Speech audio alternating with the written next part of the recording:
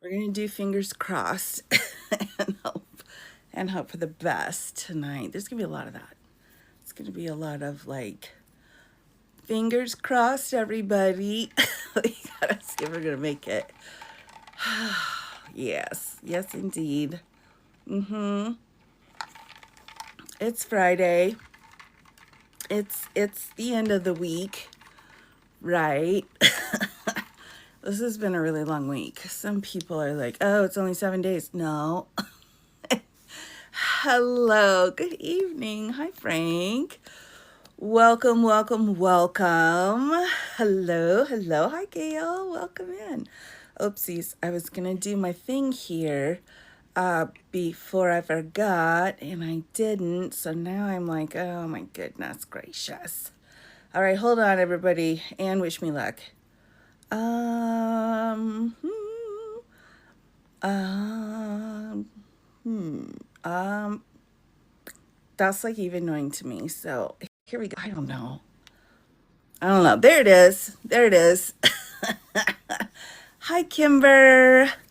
I'm doing great, Toodle. Thanks for asking.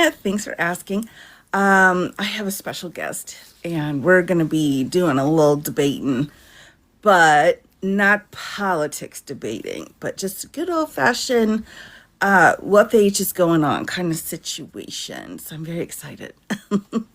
Oh, yes, we're going to be talking about race tonight in a very controlled environment with two people who are dear friends. Okay. So that's where we're going to be coming from on that side. Hello, Willie B. Welcome. Welcome in. Always good to see you. Who's racing? That's funny. Well, me and then a dear friend, we're gonna be doing the talk of the race, the race of the talk. Well, there's only winners. There's only winners here. When it's time to just be like, let's do this, then we're all winners. Right. Hello. Yes. So she should be here soon. A deer. Your friend is a deer. Well, I wish. Listen up here. Dave, yesterday or the day before, I had two deer in my backyard in front of my window, my living room window, and they're just looking at me. And I was like, what? And then they went away, but scared the crap out of me. I mean, they're lovely and beautiful, but it's like, you're not a dog. So it was scary. Hey, yo. Good evening. Good to see you. For sure. Oh, yeah, here we go. Well, exactly. That's what I thought. I thought if we're going to do uh, one, let's do it here. So we can get it done right. The moderators that work with me, oh my gosh, I love each and every one of you because they're amazing, right? So we love them for sure. Hi, Bruce Wayne's mother. Oh, here we go. Hi. Hello. Hello. How are you? I'm doing all right. How are you? I'm doing pretty good. I've got an extra box over here, but I don't know how to move it. Who moved that? Wait a second. Hang on. That's not what I meant to do. I forgot they changed this around. Hang on. Okay. Here's me. Let's make you back big. Sorry. Sorry, I'm like, oh, are you looking at me? Don't look at me over here. La.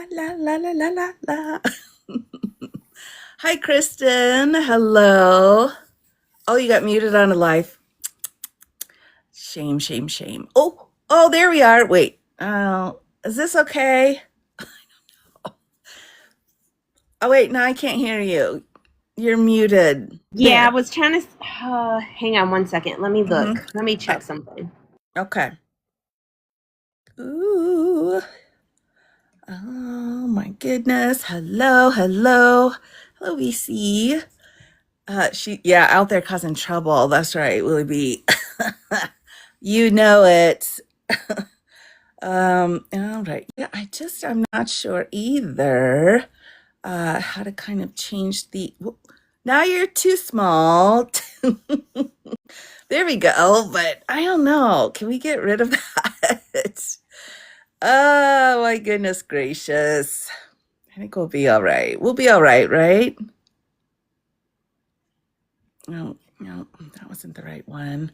No, that wasn't the right When one. they updated and they changed how everything works on this side, and it just looks really different. And I'm like, wait a minute, that's not how I used to change it before.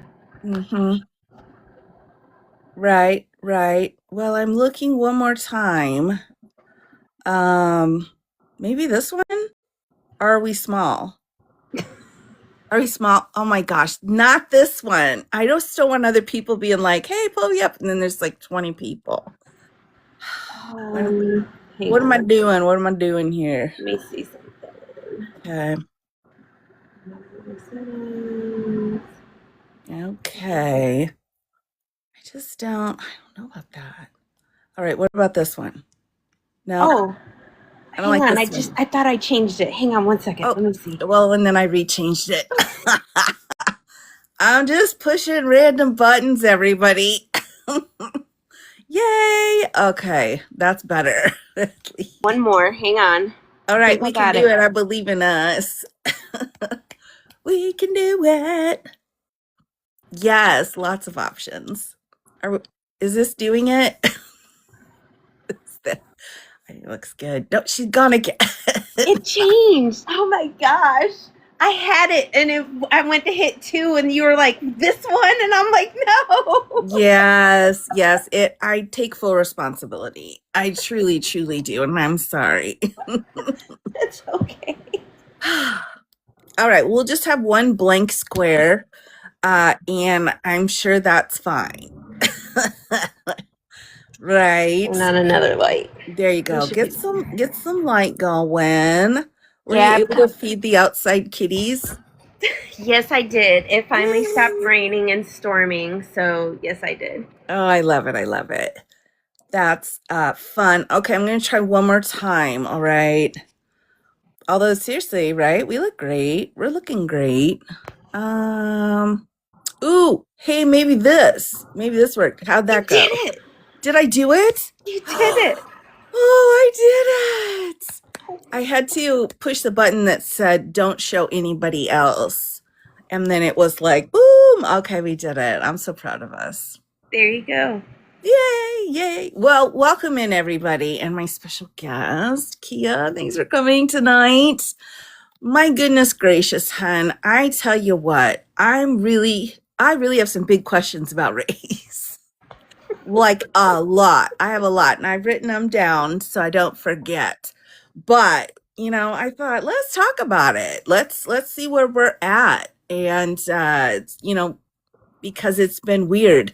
Well, let me give you a little backstory real quick. So, over the last couple of weeks, I've just been running around looking at people's lives. So, some have been like political, some have been like, um, planting trees and stuff. I don't know. And then there have been some that have been talking about race. And I'm really confused. And, I think well, I'm not sure if I'm still black, actually. So that was my question. I'm like, let's go, let's iron this out because I'm pretty sure I'm still black, but I'm not. So I thought, let's talk about it a little bit. Let's talk about it. I've opened a whole new world that I hadn't been in before. So that's my intro. So, how about you? Maybe you could just introduce yourself, although we all know and love you, and just kind of give an overview of where you're at right here today with the race stuff. For those of you guys that don't know me, my name is Keya. I'm one of Di's mods, been around for a few years now. I know a lot of you guys from this space and other spaces. Some of you guys are even in my community that I've started building. I am a biracial black woman. You can look at me and tell that I am not Oh my gosh, those glasses are so funky. Thank you. Yay, You can look peach. at me and tell that I'm not white. Although my mother is white and my father was black. Okay. Um, and I too uh, have learned a lot. I've learned a lot. And then I realized how much I wasn't taught and how much I didn't learn and know growing up versus what I Mhm. know now. And it is definitely something. I agree. Did you I I mean I grew up with my mother and my mother is white and my dad is black and Mexican.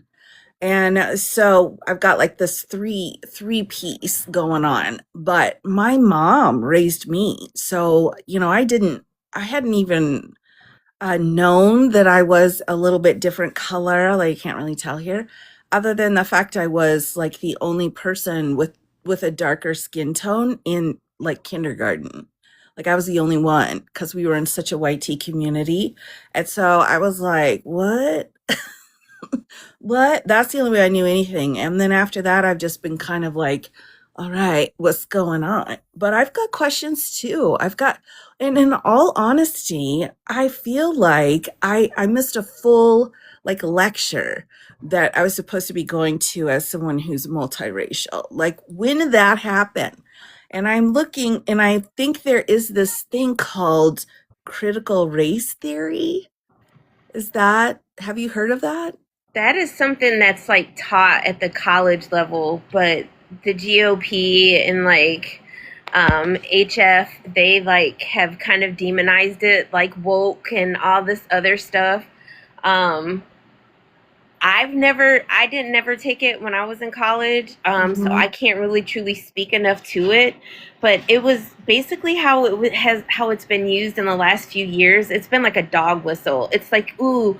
let's make all the black and brown people scary. You know, Mm. they're coming to take your kids and all of the different things, and talking about indoctrination in school and that our kids are being indoctrinated. It's like, that's something you take like when you're in college. This is not something that little kids are taking in elementary school. Mhm. But Mhm. I think it's something to the point of like, a lot of people don't like it because it gets to the fact of how much race is like mixed into everything in this country, Mhm. from school to medicine to voting to all of it. And there's so many people, especially a lot of white folks, are just been like truly like they truly have not understood and don't even realize, like for me, my mom being white with my complexion, I always knew I looked different than my mom. You Mhm. know, my dad, I didn't grow up with my dad in the house, but like we would get to visit him whenever he was stateside because he was in the army. Mhm. Um, and I was lucky in that I grew up in an area that was very white predominant, but Mhm. it was an army. We had an army base right off. So as I got older, they brought in some military housing places, and the neighborhoods and schools started having a lot more different races and ethnicities and different world experiences and stuff. And I'll tell you that, like, I realize now, like, race wasn't even something that really we talked about in my house. And I realize now, like, honestly, y'all, it was like just a couple of years ago when I had that. I was this many years old when I realized, like, we didn't talk about politics. My mom doesn't vote. Mhm. We Mhm. didn't talk about, my mom just asked me a couple years ago, like, have I ever been like, were people ever like racist towards us? Come here, little Tinka. um I if want that one. This one's a month old, this one's really little. If we ever had any experiences, and that told me, it kind of like blew my mind because I'm like, even though my mom had kids with black men, Mhm. she truly didn't understand. She truly didn't understand either. Mhm. And that was something that was a lot to wake up to, die.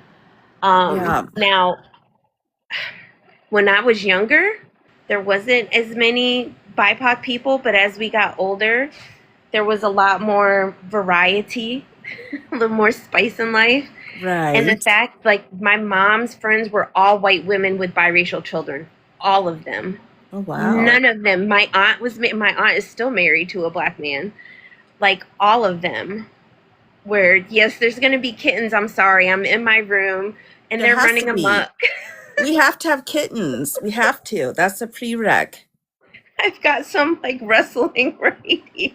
It's fine. It's fine. Don't worry. Don't worry. But Claws coming out. I think like there is a lot of stuff about race. I think part of it is critical race theory makes white people uncomfortable. People Yes. don't really understand how nasty and how bad things truly were. You know, Yeah. like when you hear people talk about women got the right to vote in 1920, do they not realize that especially in the South, black women did not get to vote until 1965?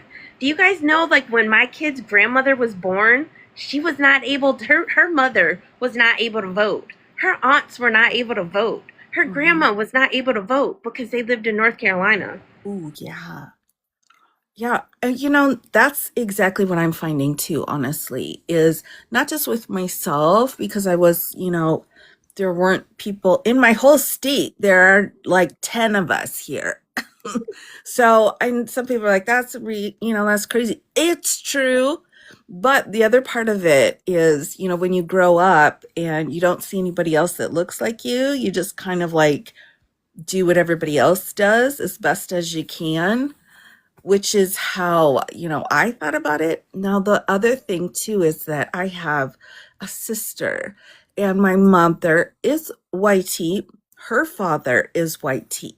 So she's all whitey. And I love her, but, but we've never talked about race. We've never talked about race once. And until the first time I talked to her about race had to do with the orange fella. I'm like, you didn't vote for him, right?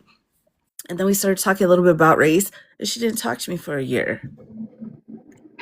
She's like, I think that, I'm a bad YT person in your life, so I'm gonna just be done with it. And I'm like, whoa. I mean, here's my baby sister, and but she's a bit racist, I think.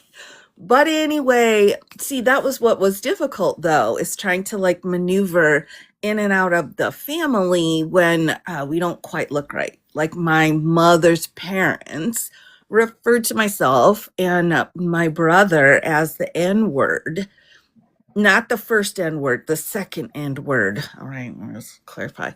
That was it, I mean, they had the YT grandkids and then they had the us. And, so I didn't learn very much, but I want to say what I have found with critical race theory right now. First of all, I think it's being used very similar to the DEIA piece where they're trying to like villainize it. Like there's some kind of thing wrong with it. Now, I've done the research going all the way back to the first people that had set it out, and they're just highly intelligent professors. And they said, look, this is what we found, and we put it together in kind of an easy to digest way. But in my mind, honestly, you kind of need to be at that college level to be able to navigate the different roads, in my opinion. And so I think respecting and understanding that you don't understand everything is fine when it comes to race. But if you want to know more to go down that road, what I have found though is if we don't know, like there's all these new definitions, Kia, and I'm just like, where's the dictionary? And I'm, in all honesty, I am like, where is the black dictionary? Where is the Mexican dictionary? Because the words aren't the same. Like they're English words, but so I'm like, what just happened? Like some of these lives I've been on, they're like, oh, we're coming for you. And I'm like, I don't even know what you just said to me. Like, I don't think that's an insult. So I'm really struggling with that also. and like the ethnicity versus the race. And I'm like, can't we just say what we want to say and, move on? But, I was like, no, you can't say that and don't say that. And you're speaking the white talk. And I'm like, what? The white, that's a new one too that I hadn't heard. Like I'd always known that there's a little different tone going on sometimes with people of color versus people not of the color. But I didn't label it, one color talk. I just thought it was just a different cultural thing. But now with the labels on it, it's like, yikes. I worry. I worry that I'm offending people, but then I'm also being offended? I think that the main thing is like when you hear things that make you uncomfortable, it's like, why does it make you uncomfortable? And then Hmm. unpack that and figure out why. Because like there's a lot of things like, in that saying they said when you learn better, you should do better. Hmm. There's a lot of things like even now, like I was born in 1980. Hmm. Like Me too. there was things that that we said and things that would or you would see in movies or TV shows and stuff and Hmm. you watch it now and you're like, "Oh my god, how cringe."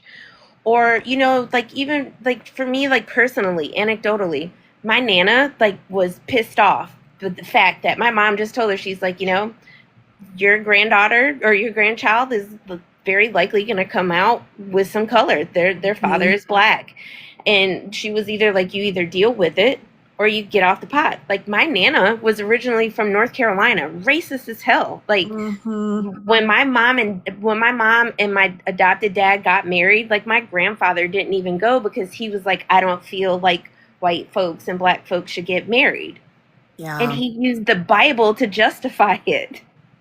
Same in my family with my mother's mom and dad.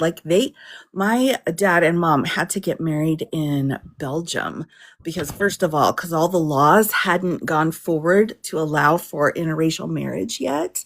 So they couldn't even do what they wanted to do here, and because of where they were stationed. So they got married there and then did another ceremony over here.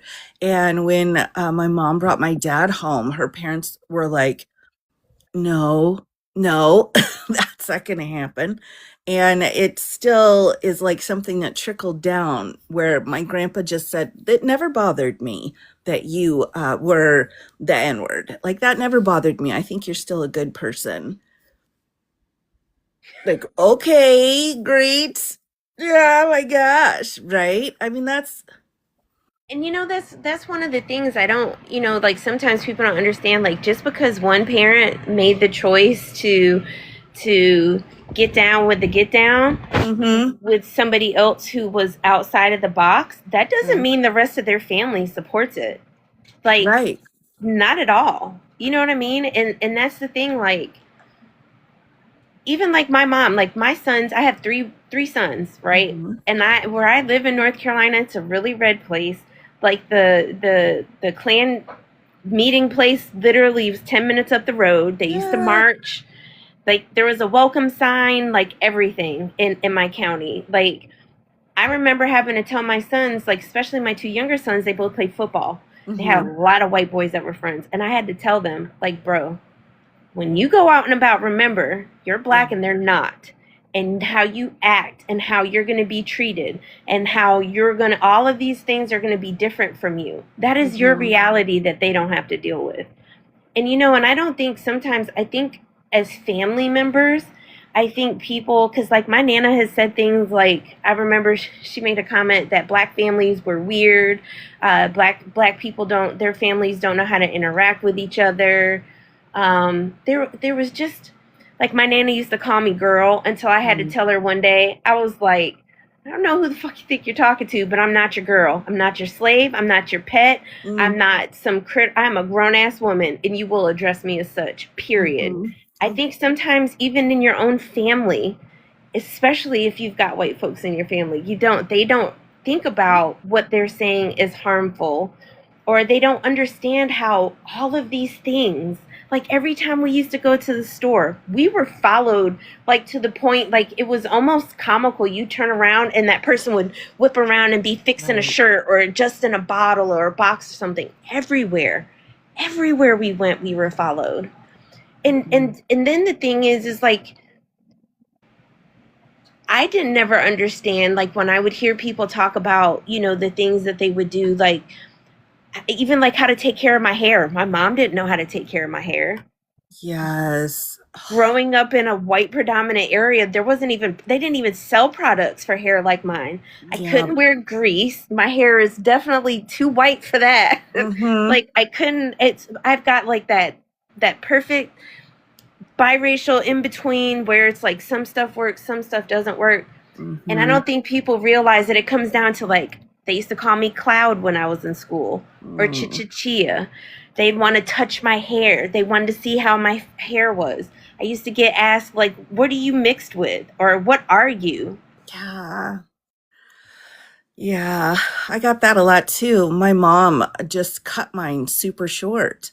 So I basically just had a, standard boy haircut through all of my K through 12. And that doesn't look great on everybody. So now I've grown it out, and my mom's like, "Oh, you're gonna cut that?" And I'm like, "I'm not gonna talk to you about that. We can't. That's something we shouldn't talk about." And and I don't. I think sometimes because too people have never like experienced it. The only time I've ever let somebody like actually touch my hair, and it was just like a cultural thing, and when I worked at Coach and we had a group come in from Korea, and this Oh, lady was like fascinated with my hair. And she's like, "We don't have curly hair." She's like, "What does it feel like?" She was asking me questions and I offered it. Only time I've ever done that. Because most of hmm. the time I'm like, "Don't touch my hair." Well, Like, right, right. I mean, this is like, how many hours it took for this to not actually be killing me right now. I mean, my hair's bipolar, and it's like after me every day. You cannot touch the woman's crown. You cannot.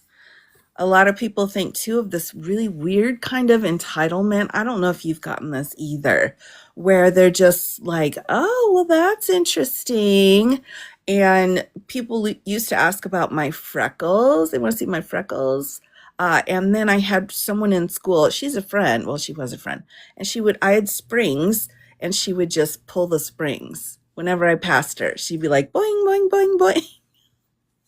And I was like, "All right, okay." you, you know, that was like because my mom used to braid my hair and it used to take like hours. And then when we moved back to New York, when my parents separated and my dad was stationed overseas in Germany, and we moved back to New York, my mom had our hair cut off. Yeah. Like, oh, Oh, it's even the kitty's normal. upset. The kitty's like, "No, you should have the hair you want." Big ones being too rough with the little babies. Oh, You oh, know, and this one he's tough. He just thinks he's tough. you're so, you just put your hand down and then boom, kitten. I mean, like literally, I got that one, and then boom, here's another one. Hey. Oh my good. Oh, now that's, oh my goodness. All right. Yes, you're winning the cat internet today for Yes, sure. and I'm just sitting here because I'm like, this is about the calmest they've been, and Right. I'm just like trying to keep claws out of my armpits and my Right. back and my side and my chest and Right. Right. ear and all of those things. And that's important. Cat scratch fever is a thing. I mean, it really is a thing. I know I had to go get a shot for it because I got attacked by a cat. I know. Oh, goodness. I saw somebody's question about Amy Comey Bryant's. Yeah, the Barrett, how she's got two adopted children who are Haitian. The fact that it almost seems like as somebody that's on SCOTUS, you should have the intelligence and the critical thinking skills to know that when you rule on something, that even if it's not you, the one that's standing on the other side in front of those judges, that how you rule and what you say, how it's going to impact and affect everybody. And there goes that white woman thinking I'm safe because I'm Mm-hmm. SCOTUS, and hey, this Right. stuff isn't going to attack me. This my kids are fine. My kids are Mm-hmm. okay. My kids that I adopted are going to be okay. I think, to me, like, that is just like the ultimate, like, that's one of those things. Just because you have children of color and you're white, Mm-hmm. that doesn't mean that you're not racist too. Heck yeah, exactly. And, which I think pivots us to a very interesting discussion on, I think there are several different definitions of racism. Like, that's what I'm talking about with the dictionary. I don't think we're all using the same definition. It seems like when someone's being a racist or you see racism, it's being filtered through something else. And that's something that's kind of been like, what the H is going on with that? So I wanted to ask, like, well, how would you define race itself? And see, that's the thing about it, is it's not racism because it's a social construct. It's not something that you can just open up a dictionary, find a definition, and apply it to that. All it tells you is what it can mean, but it doesn't tell you how it's used, because depending on the context and whatever situation that it happens in determines whether or not, you know, it's racist. And like, and one of the things, like, I used to say a lot is it's not just people saying the N words and walking around with sheets and burning Mm-hmm. crosses that means that you're prejudiced, like, or racist. Like, there's just so many other things. Like, you unconsciously, when you see a black person when you walk past, grabbing your bag, locking your door, always thinking that they're stealing, always thinking that those that like people that look like me are up to no good. The fact that, like, when it comes to job applications, my name is Nikea. Mm. When you see Nikea in the application, I'm not a white lady. I've seen, like, with my own eyes, like, I've watched, like, people who have quote unquote black names, their applications get bypassed. Mm-hmm. It happens in real estate. It happens when it comes to, like I was listening today to people give experiences about how they were selling their home. They got their house appraised, had their white friend come in. They removed all apps, all pictures, all personal things. She wouldn't know that a black person lived there. The appraiser, a different appraiser, gave it like 200 something $1,000 more. Wow. Like, there's just so many aspects in this country, like, that's where the first people got rich off of, literally, was off of black people's back. And I think that's the thing about it, is to understand it doesn't have anything to do with biology. Mm-hmm. It's more than just the color of our skin, because I think that's what a lot of us were taught growing up, was that it was just basically the color of your skin and that was it. Right. Well, my follow up then would be, because we're really walking down a tough road, both of us as women. So my question would be, how many women are they pulling out of the stack also? Because it's almost, in my opinion, a woman of color is like the nexus of the peak of the prejudice and discrimination. So if you are not only a person of color, but a person of color who is a woman, you're out. Like, you're out twice. So Yes. you're not even considered for the situation. It's just an automatic, like, get out. Or what else I found too is you're used as a token. That one drives me crazy. That one drives me crazy. And I heard that many times because I guess I'm white presenting on some days, but other days I'm not. And I have heard, like, she's here, she's light enough, we should be okay. Like, I don't want to hear that. Like, I don't, that's what breaks my heart. Like, listen, I'm here to learn. I'm here to be an attorney. I'm not here to just have stuff thrown at me like that for race. And I think there's something unique about some of our states that are so YT that they just don't have any life experience with anyone that has any pigment. And I mean, what are you going to do if you're going out to a farm far, far away and you're like, hey, what's going on? And they've, like, not really seen in real life any people of color. Like, that's the thing in my state. Like, that's crazy town. I will say something that I realized, especially after like things that have happened like recently. One of the things I realized is that one is there is a lot of, especially like white people, especially white women who claim to be allies and all of these things, but I've watched, to me, how people act when they don't know you're watching says a lot about them. And things that I've seen said, comments that I've seen people make, all kinds of ways they've handled situations goes this, there's a lot of deconstructing. Like y'all, like it takes work to get rid of all of the thoughts. Like when you were growing up and you were taught like this is how this is supposed to be and this is why it's supposed to be. Like if things, that's why I said like earlier, if you hear something and it makes you uncomfortable, challenge yourself like why does it make you uncomfortable? Like and then try to break that down, because sometimes it does come off as like very much like what's that word, like performance. Like it's almost like it's like a performance, you know Right. what I mean? Like I think when it comes to racism, because of the fact like there's like medical racism, there's like Yeah. educational racism, you Mhm. know, I think it definitely depends. I think it's one of those words, Guy, that can't ever, and it won't, and it should never have one set finite definition, because it changes. Right. It Right. changes. I mean, look what's happening right now. We've got states like they're tripping over each other. They can't get to Yeah. the damn stuff fast enough so they can redistrict and gerrymander. And like Right.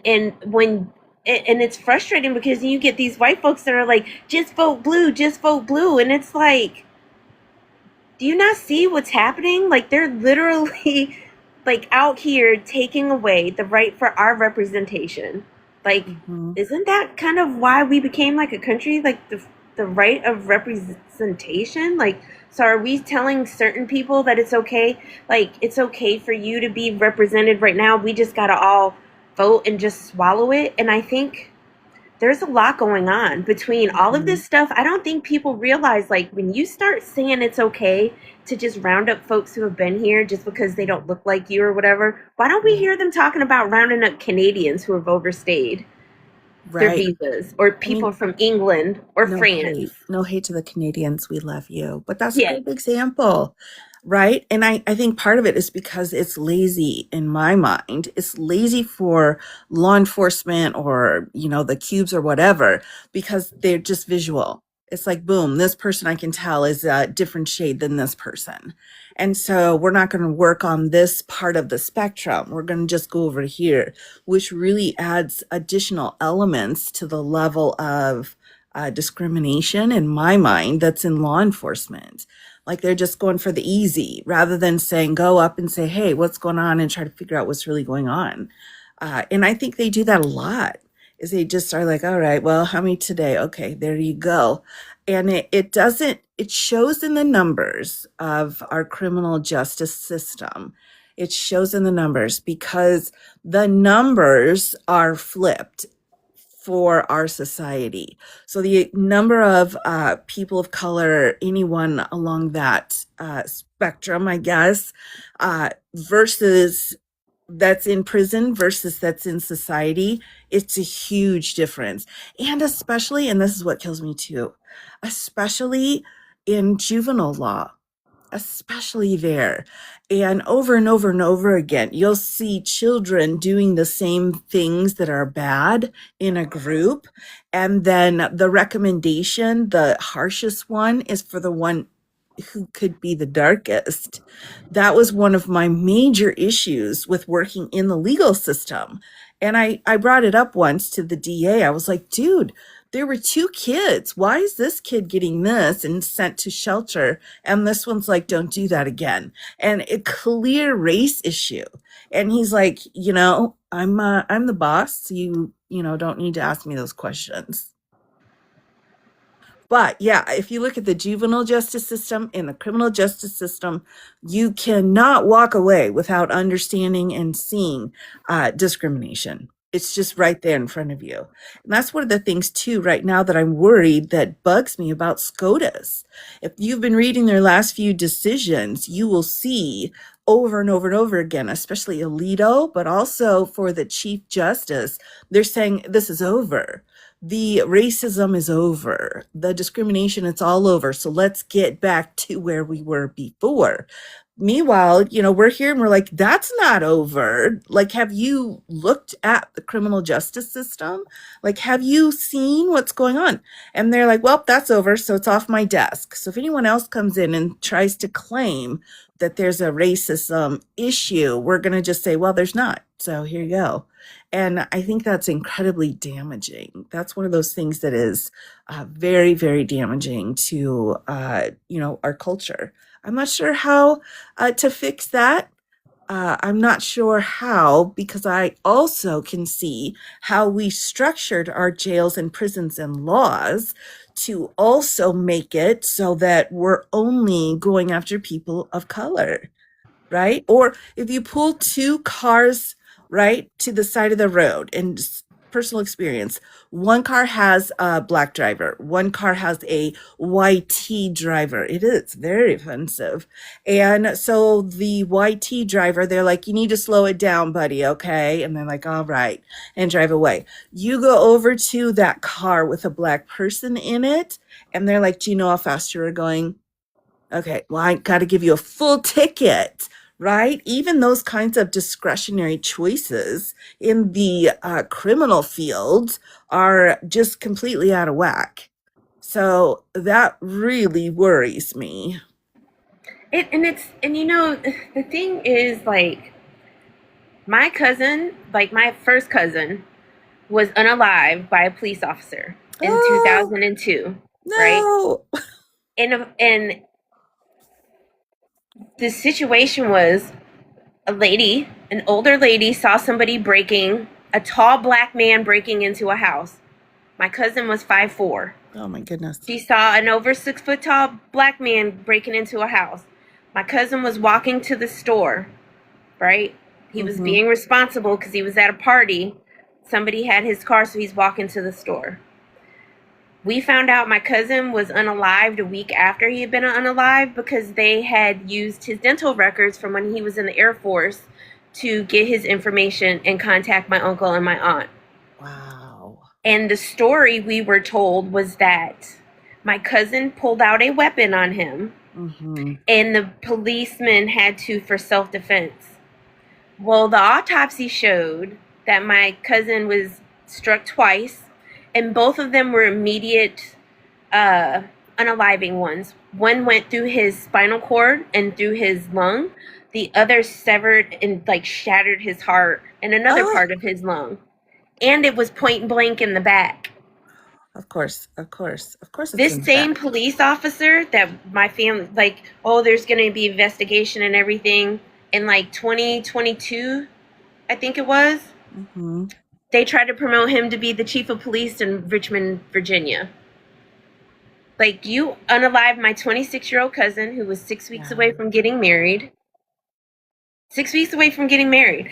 Like, if it wouldn't have been for the fact that he was in the Air Force, like, because his friend had his car, so he didn't have any identification on him. Mm-hmm. But just because, and like, the thing is there wasn't any street cam, there wasn't any camera, there wasn't any witness.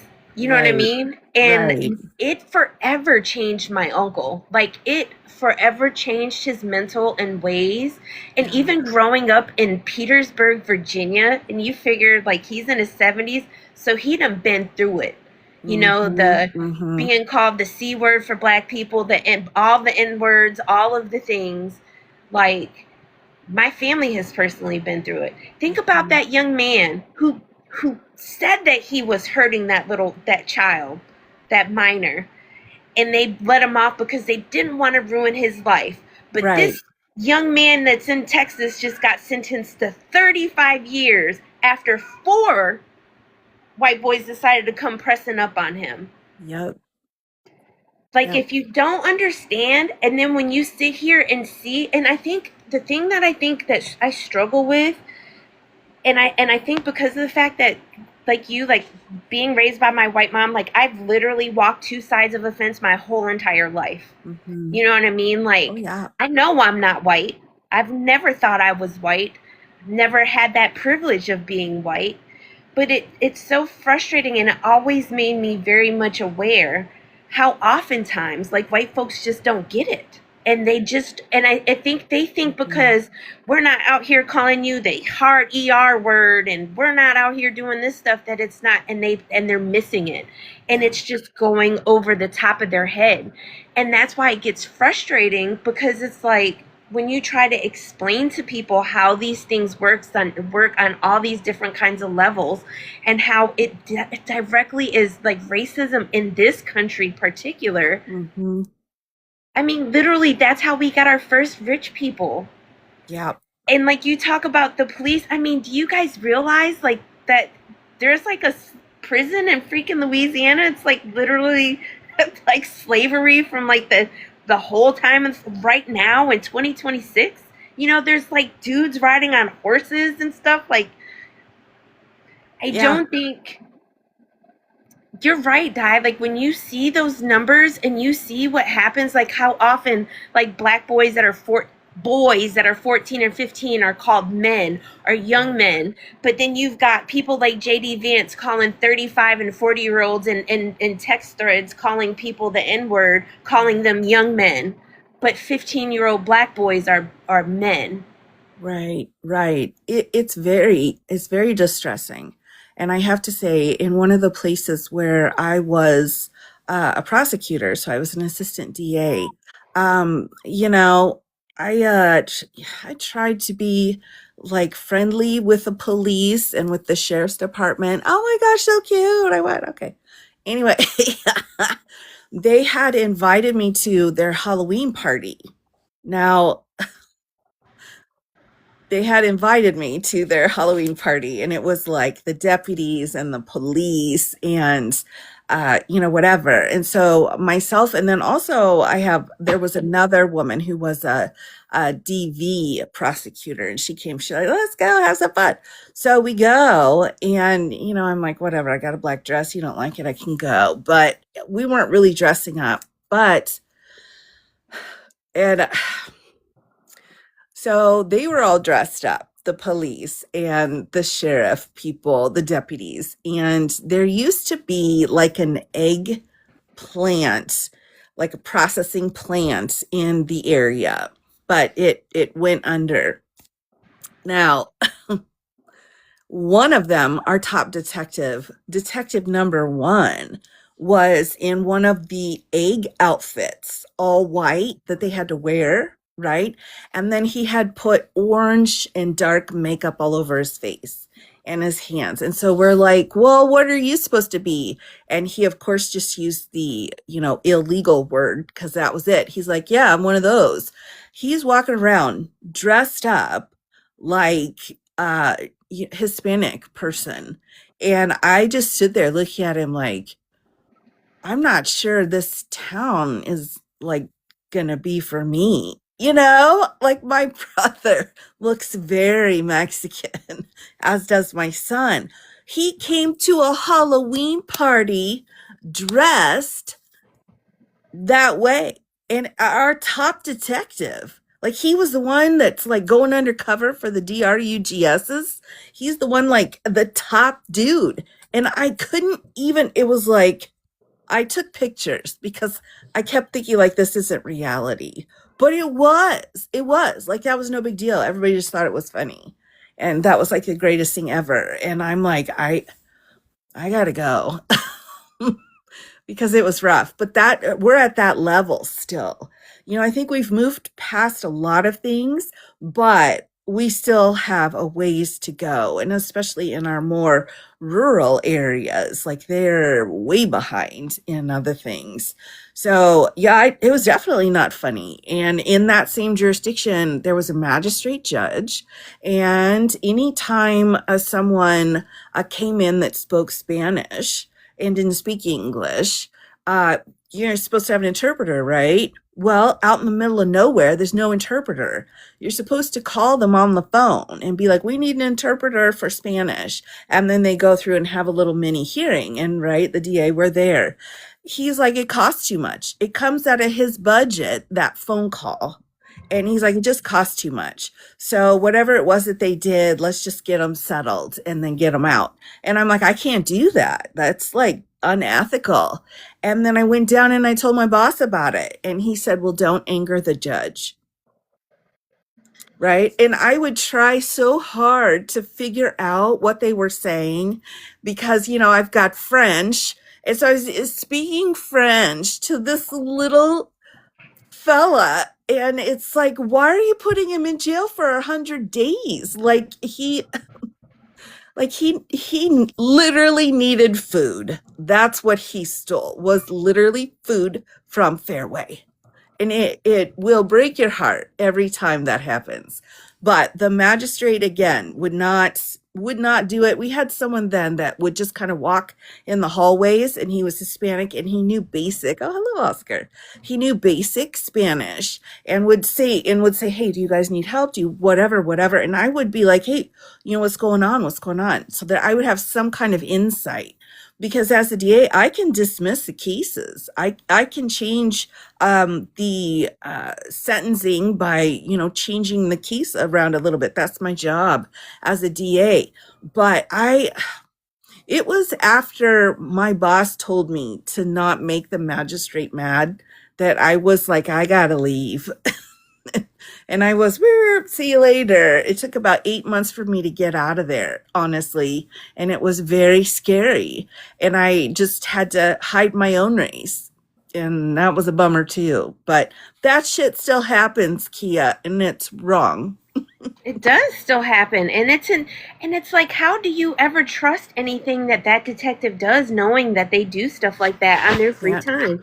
you How do can't. you not think that, like, one thing I realized, like, especially because of the fact that I do walk both sides of the fence, like, I remember a friend of mine telling me they went to Myrtle Beach, right? Mm-hmm. They got there at like 2 something in the morning, and their hotel room was on the bottom floor right out to the pool. They realized the lock on the back door was broken. Oh. So instead of leaving like two people in the room with their belongings and then the other two going to the office, all of them walk to the office and they leave their shit all in the room. When they Oh. come back to the room, what do you think was there? Nothing. Mm-hmm. And she was like, and the thing is like, I had stayed at this place several times before. She's like, I want people to boycott it. And I'm like, but why? Why are you upset? Like, why would you do something as dumb as leave your stuff? You see the lock is broken, and then you leave, and you guys had went shopping before Mm. that. So Ooh. you left everything. That's what you guys thought. Sometimes, like, honestly, like, that was one of the times to me, like, being a grown-up, like, she was like one of my managers that I had hired, that the disconnect, I think, Yes. with some things sometimes, like, Mm-hmm. y'all, you got to take the rose-colored glasses off, because Right. there's judges that are racist. Oh There's my, doctors that oh are my racist. goodness. There's teachers. Yes. Do you see the videos? Like, the one lady, like, this white lady was in there telling this lady, you need to go back to your country. You're not welcome here. Your type aren't welcome here. Yes. And And it's like, don't you go to school and like do learning to like save people? Like, why do you think people are going to trust you when they see you do stuff like that? And like, how could anything that that detective ever said against anybody that was in any right. BIPOC community, ever be trusted? It is awful. And of course, in that town, there were literally like five of us with any pigment. I mean, that's truly, I don't know how many POCs, well, how many people of color have been in a situation where the entire town is white tea and you are the only one there that has any color, because that's bananas. It's very difficult to live that way. And also, when you're talking about, taking classes, you're supposed to help people. In my opinion, it is so ingrained into our education system that in order to pull it out, we'd have to redo everything. I Yes. feel like it's getting to a point where people are acknowledging it actually exists. So there's a bit of a wake up call, but it's going to take a long time. And my hubs, who's white, he is where I really find out how much of a lack of understanding there is, because I'll be talking to him, I'm like, can you believe this happened? He's like, yeah, that sucks. And I'm like, well, I mean, this is kind of a race issue. And he's like, nah, what do you mean race? And he has no concept of it. My two children that I try to school in their ethnicity, they're like, we don't care. We don't care. I'm like, you're going to care when you get pulled over by the police, right? You're going to care then. So that I think is another part of the mix, is like when your own children, my children, I'm like, dudes, you got to listen. And then you watch it happen. And that's the hard way to learn for sure. It's But like yeah. it's the proximity to whiteness. They count on their proximity to whiteness to keep them safe. And that's Yeah. why I don't think they realize is like my youngest son, like my son's dad is a darker complected black man, right? Mm-hmm. Our oldest son is just as dark complected as he is. Our lightest son, our youngest son, is as light as I am, and then our Mm-hmm. middle son is literally in between. They are three totally different colors on the black diaspora in this country, I but love they're all that. black. You know what I mean? Like Dana is a thing, okay? DNA is it's insane.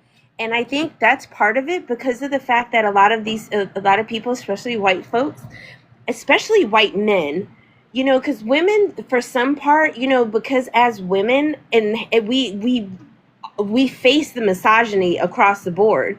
But then when you add, like you said earlier, add some pigment on top of it, and it Yep. changes it even more so.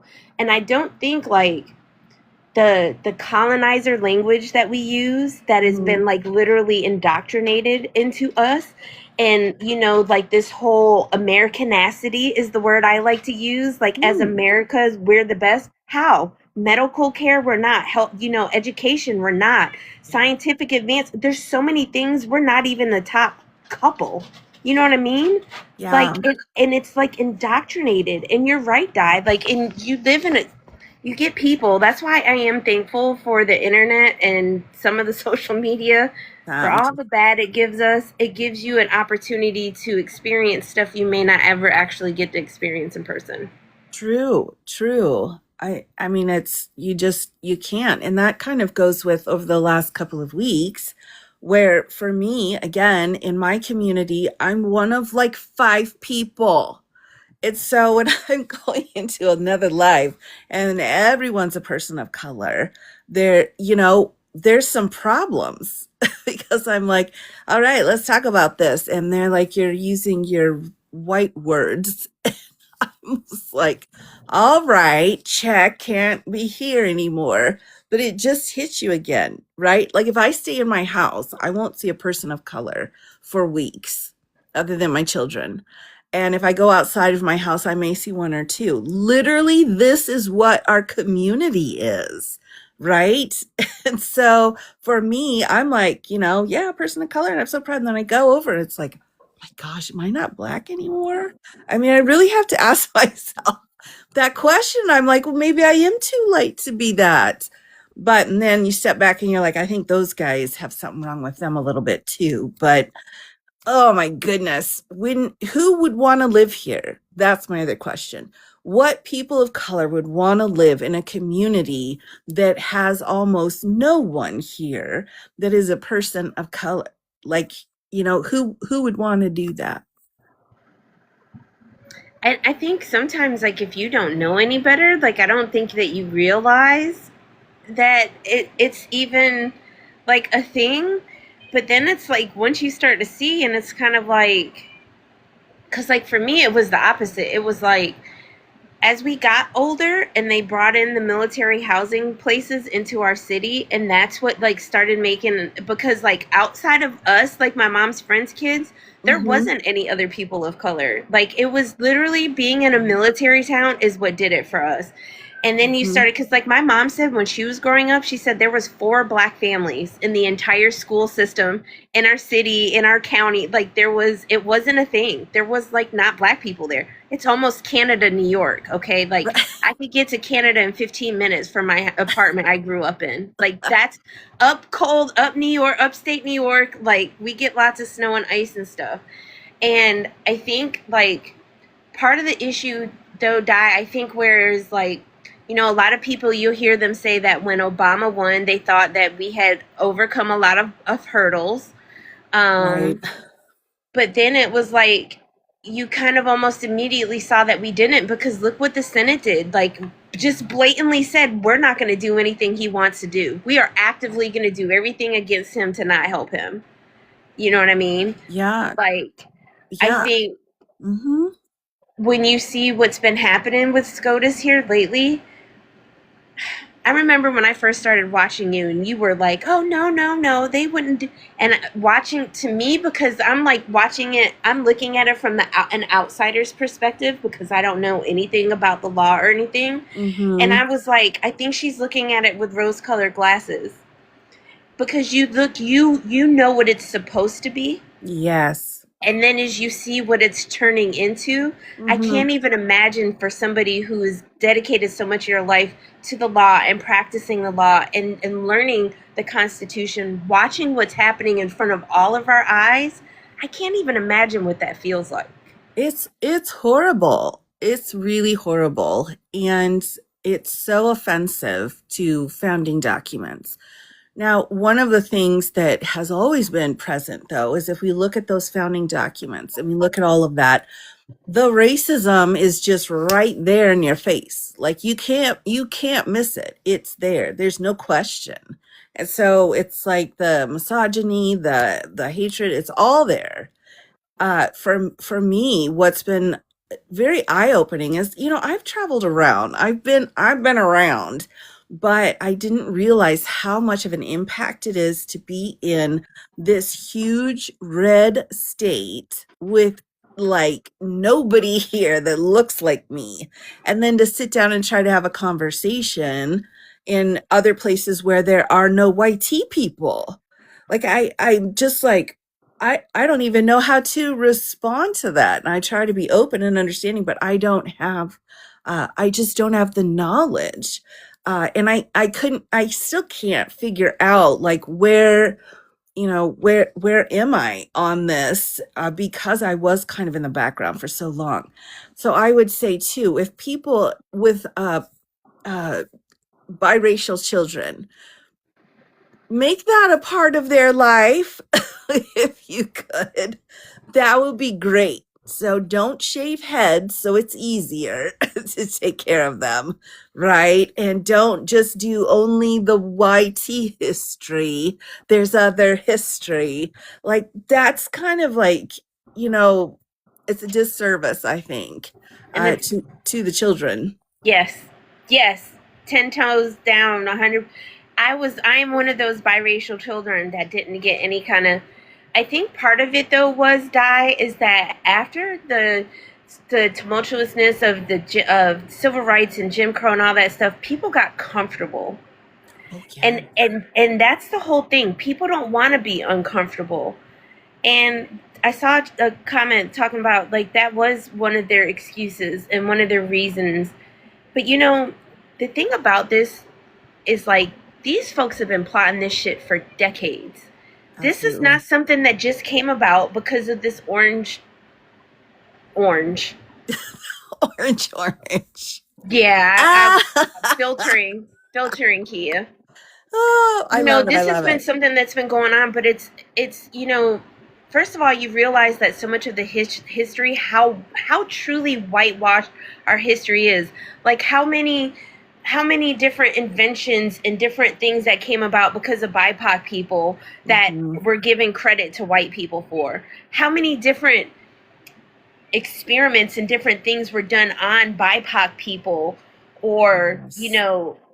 and people were never, I don't even know if you want to say compensated is even a word. I mean, look at all the black line. Look how many towns, how many black towns, and Central Park used to be a predominant black neighborhood, and it's a fucking park now. Mm-hmm. Wilmington, North Carolina. Ah, I'm sorry, I got a puzzle piece. That's okay. Oh, oh my gosh. Oh, I got You it. got it. And all of Mhm. that stuff. But the one thing, like, I want people, and like, I think one of the things is, Di, like, I know you use filters, so I can't tell your true complexion. Like, I don't know how brown or not you really are, to be honest with you. And the thing Mm-hmm. is you have to be careful, especially like, even though like we're like, um, where we have to be careful that we don't become harmful. Like, um, when you say you're black, even though you have a little bit of tint, but you don't look black, Mm-hmm. expect people to give, because if they don't know, like, hey, my dad is like, so I'm like a quarter black or whatever, Mm-hmm. just using the simple math terms for conversation wise. Right, right. Because if I looked at you, I wouldn't think you were black. I would look at your hair and I was like, she got some spice up in there. I would know you got some spicy knowing because of your hair. But like, looking at you, just do your filter because I don't know. I would not look at you and think that you're black. Like, Right. I get looked at, a lot of people look at me and speak Spanish. Where I live, like, it's a very, because it's a lot of agriculture. There Mm-hmm. are so many different, like, beautiful, like, we've got a lot of Mexicans in my area. Mostly it's people from Mexico. And we have a lot of Haitians too. Mm-hmm. Um, but like, I get spoken in Spanish to a lot. Like, when I came back from the Dominican, like, the guy was like asking me in Spanish who my kids were, because like they're Oh, three different colors of like black, you know what I mean, with me. And the thing is, it's like, when race is just a social construct, and I know like people will be like, well, I'm Scottish or whatever. That's not your race. That's your ethnicity. I saw someone say, well, like, I always thought of myself as like Polish and stuff like that. That's not races in the United States. And know that if you go to a different country, different countries recognize races differently than we do in the United States. The United States only recognizes five: black, white, indigenous, Pacific Islander, and Asian. Hispanic is not a race. Mexican is not a race. see, Latino is so not a race. that would be ethnicity, right? Yes, That's the problem. I don't think people Latino is. understand that. People don't understand that. I mean, I certainly didn't. I was like, listen, I check all the boxes. Like, what? Like, what's the thing? And so for me, it's always been, multiracial. And they're like, well, no, that's not race. But then my question is then, if it's not a race and you're in a situation where they're like, oh yeah, sure, I'll tell you what I am. If it's in not the right word, right? Is it better? Is it okay to correct them or let them not have, or to just have them say what they want to say? Because I can't help but notice in a couple of the lives that I've been in, is that people were pissed off. Like, I knew I wasn't explaining it properly and I didn't even want to explain it, but I was getting hit hard in the comments, and they're like, what's your race? What's your race? What's your race? And then I was like, fine, here it is. And then they're like, well, that's not race. That's something else. And I'm like, listen, I'm here to talk about, motions for summary judgment. Like, what the H is going on here? And it's just one of those things that is so offensive. Like, if I'm not saying it right, which, that's on me. It's like, how would people say that to me? They're like, hey, take a look. If this isn't, double check, look it up and see whatever. Right. As opposed to, nope, you don't understand. You're born racist. You don't have any idea of what's going on or what race is. I'm like, that doesn't seem to be very like inviting. Like, I'm not ready to be like, ooh, tell me about all of this after I've lived this way for a very, very long time. And like 10 minutes into a TikTok, like, you go ahead and tell me, right? I mean, that's one of my pet peeves. Like, I want to learn, but I don't want to learn after someone is yelling at me that I'm wrong. And I think I think one of the things is though, like, and that's where you have to make, because like if I was you, like, I honestly, if I go into a black space, I would not get on a black panel looking like you and say that I'm black. Like honestly, and even like some people have an issue with biracial, and the thing is like with biracial, because I kind of exemplify aspects of both races. You can look at my hair, and you look at my skin tone. There's like, it's kind of like a thing. Some people, and even that though, die, I will tell you, that's a conversation I think that's going to continue to like mold and grow and Mhm. expand. And as we start figuring things out, I think that conversation, those the because you figure even like the terms that our parents used, like Right. even like my dad's a 60 something year old, almost 70, 68-year old. I had to think about, my mom turned 70, Math. 60, almost 67-year-old black man that served 22 years in the military and was born and raised in Petersburg, Virginia.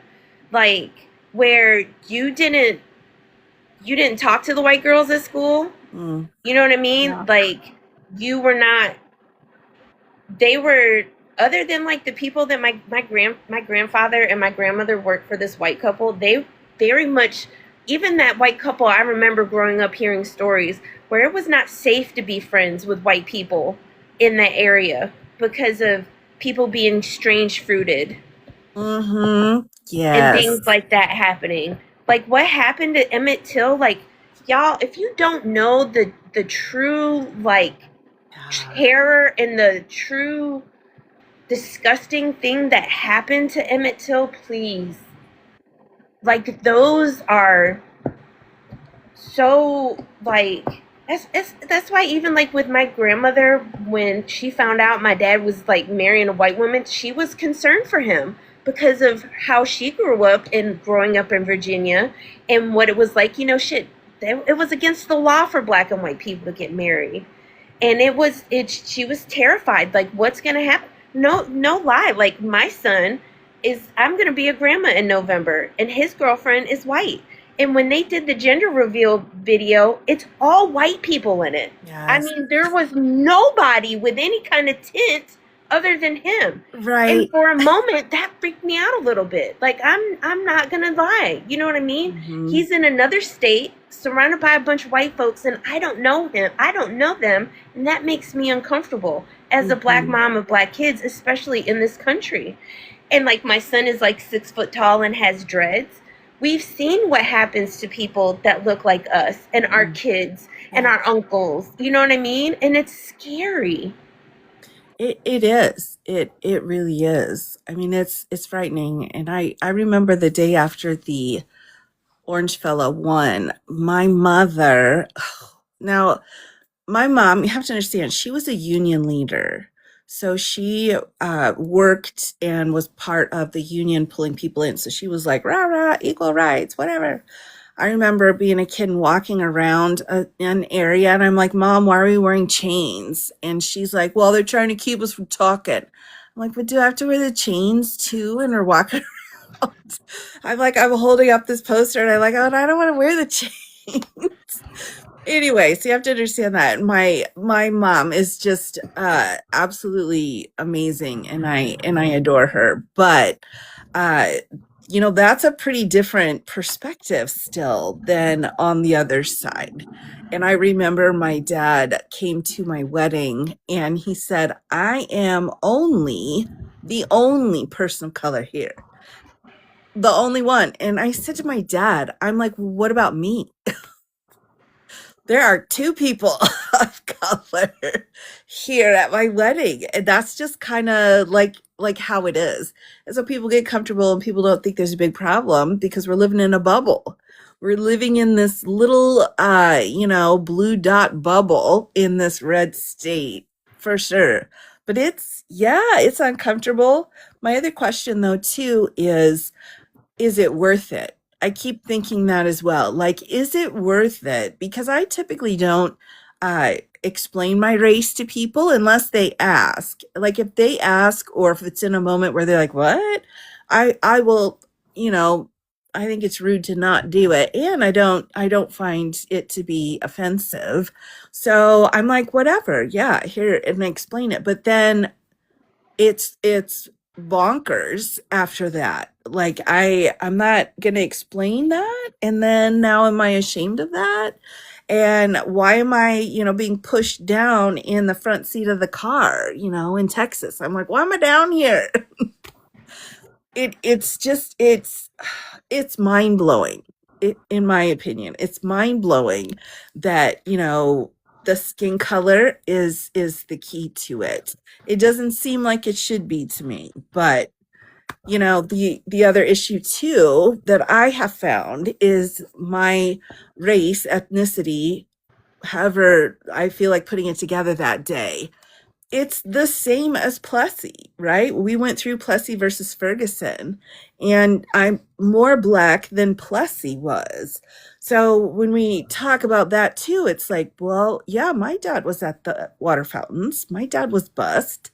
But yet it's still like, well, that's not enough because, skin color. So it gets very frustrating. This filter is about 3, 4 shades lighter than I normally am. And I seem to be able to use this filter the easiest. But, if I was to take this off, I'd be basically like one of those little, like, what do they call it? The little people that are down in the dirt with the little eyes, like mole. I'd be a mole person. All right. I'd be like this little skinny, tiny, dirty, brown mole person being like, what's happening? I don't get it. So that's why I got to use a filter. Nobody wants to talk to the moles, Keya. No one wants to talk to the moles. All right. But it's definitely a lot brighter than, what I am in reality. The thing like we have to remember when it comes to race is that race is not just like it's how you present. It's a lot about how you present.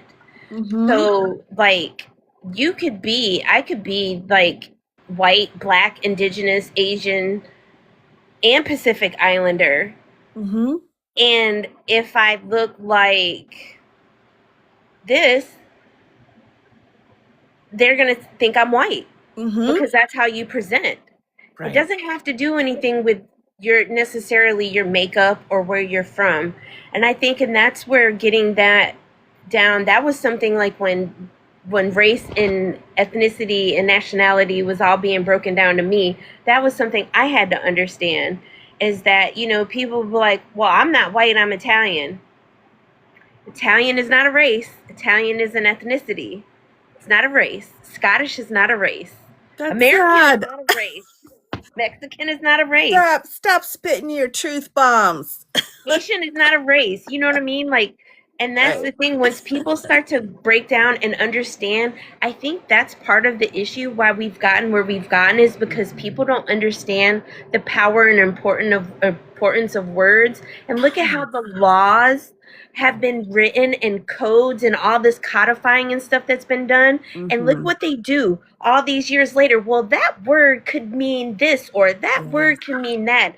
And look at how that's how when you're hateful, because at the base of it, racism was just a way for white folks to be able to say, hey, we're going to treat a bunch of people like shit and this is how we're going to make it okay.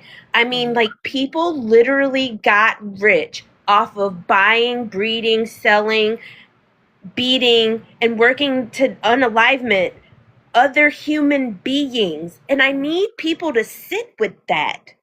Like I think Right. about that when I did my ancestry, like the black side of my family is like low country south is South Carolina. Why? Because they came through the slave trade. But then the Mm-hmm. white side of my family is in North Carolina.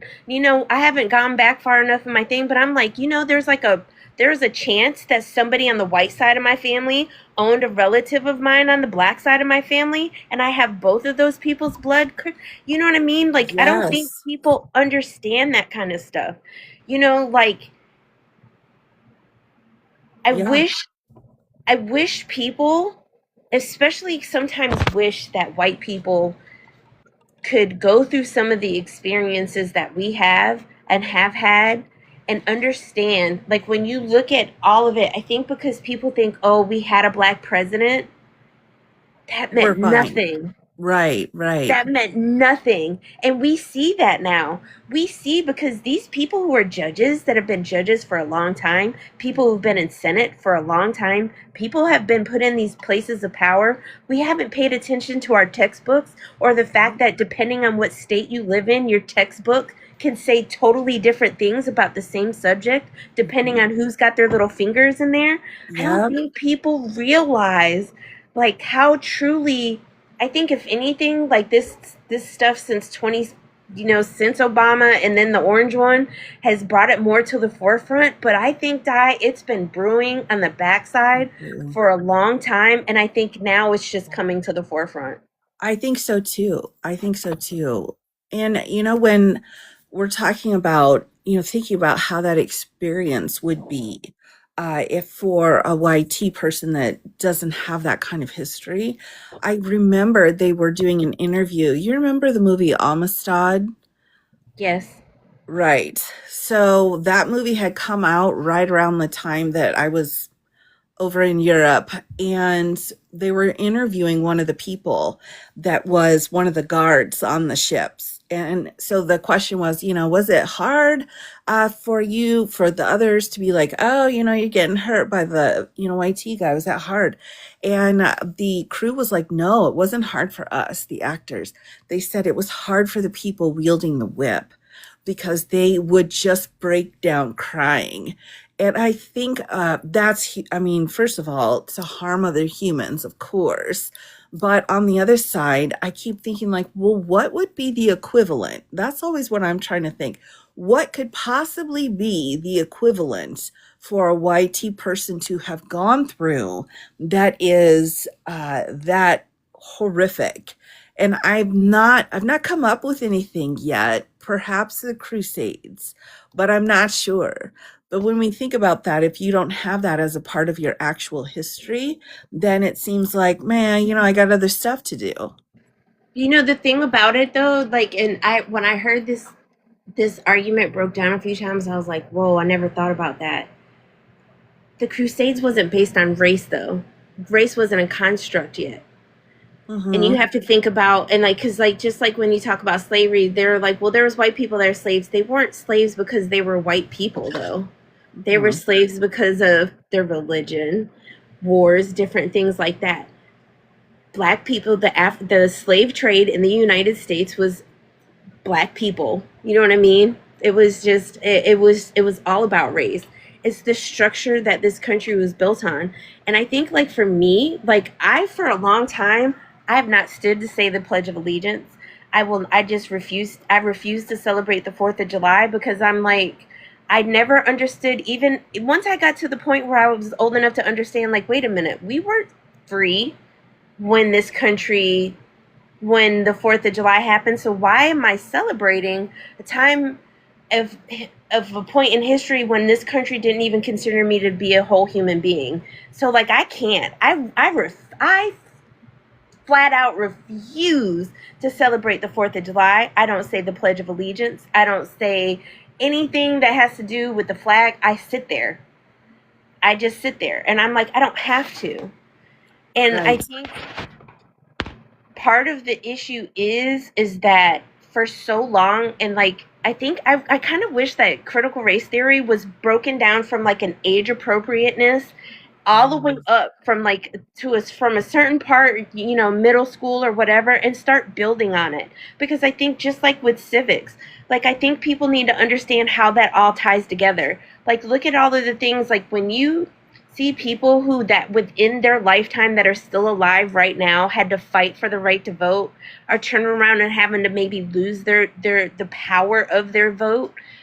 I don't think people truly understand like how devastating that feels as a people to see this country continue to just keep mm, Spiraling.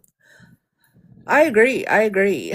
I would have to say though, for me, and I struggle a little bit because I'm my one of my heroes would have to be Sojourner Truth because of course she was a woman as well as a person of color. Ain't I a woman? That's right. Exactly right. So for me, what got me the first time was that so many people didn't care about him harming women. They just didn't care. They're like, that's not as important. Like that's my boundary right there.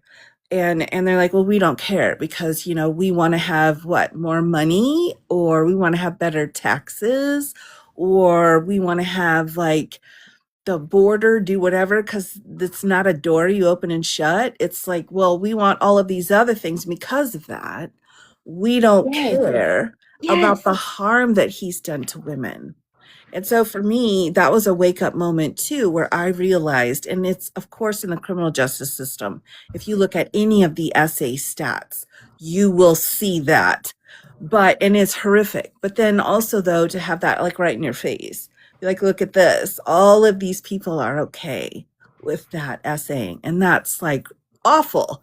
So that's where the first road went down. And then the second administration was nobody standing up and doing what they need to do. It's like a group project, and I'm the only one working, like look at what you just did. And people are like, oh, we love him, we love him. And now they're like, oh, we made a bad choice. I'm like, screw you and your bad choice.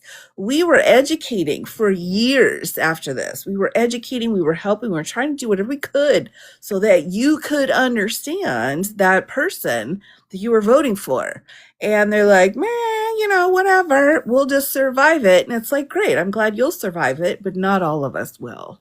Not all of us are going to make it because of this person that you voted for, because you're like, oh, eggs. Are you freaking kidding me? There was one woman, real quick as a side note, one woman here on the TikTok, and she put together this post where she had gone into Walmart, gotten a full month's worth of groceries, right? Whatever you need, your basics, your bread, and all of that. And then she came out and she showed the receipt. And she's like, $35.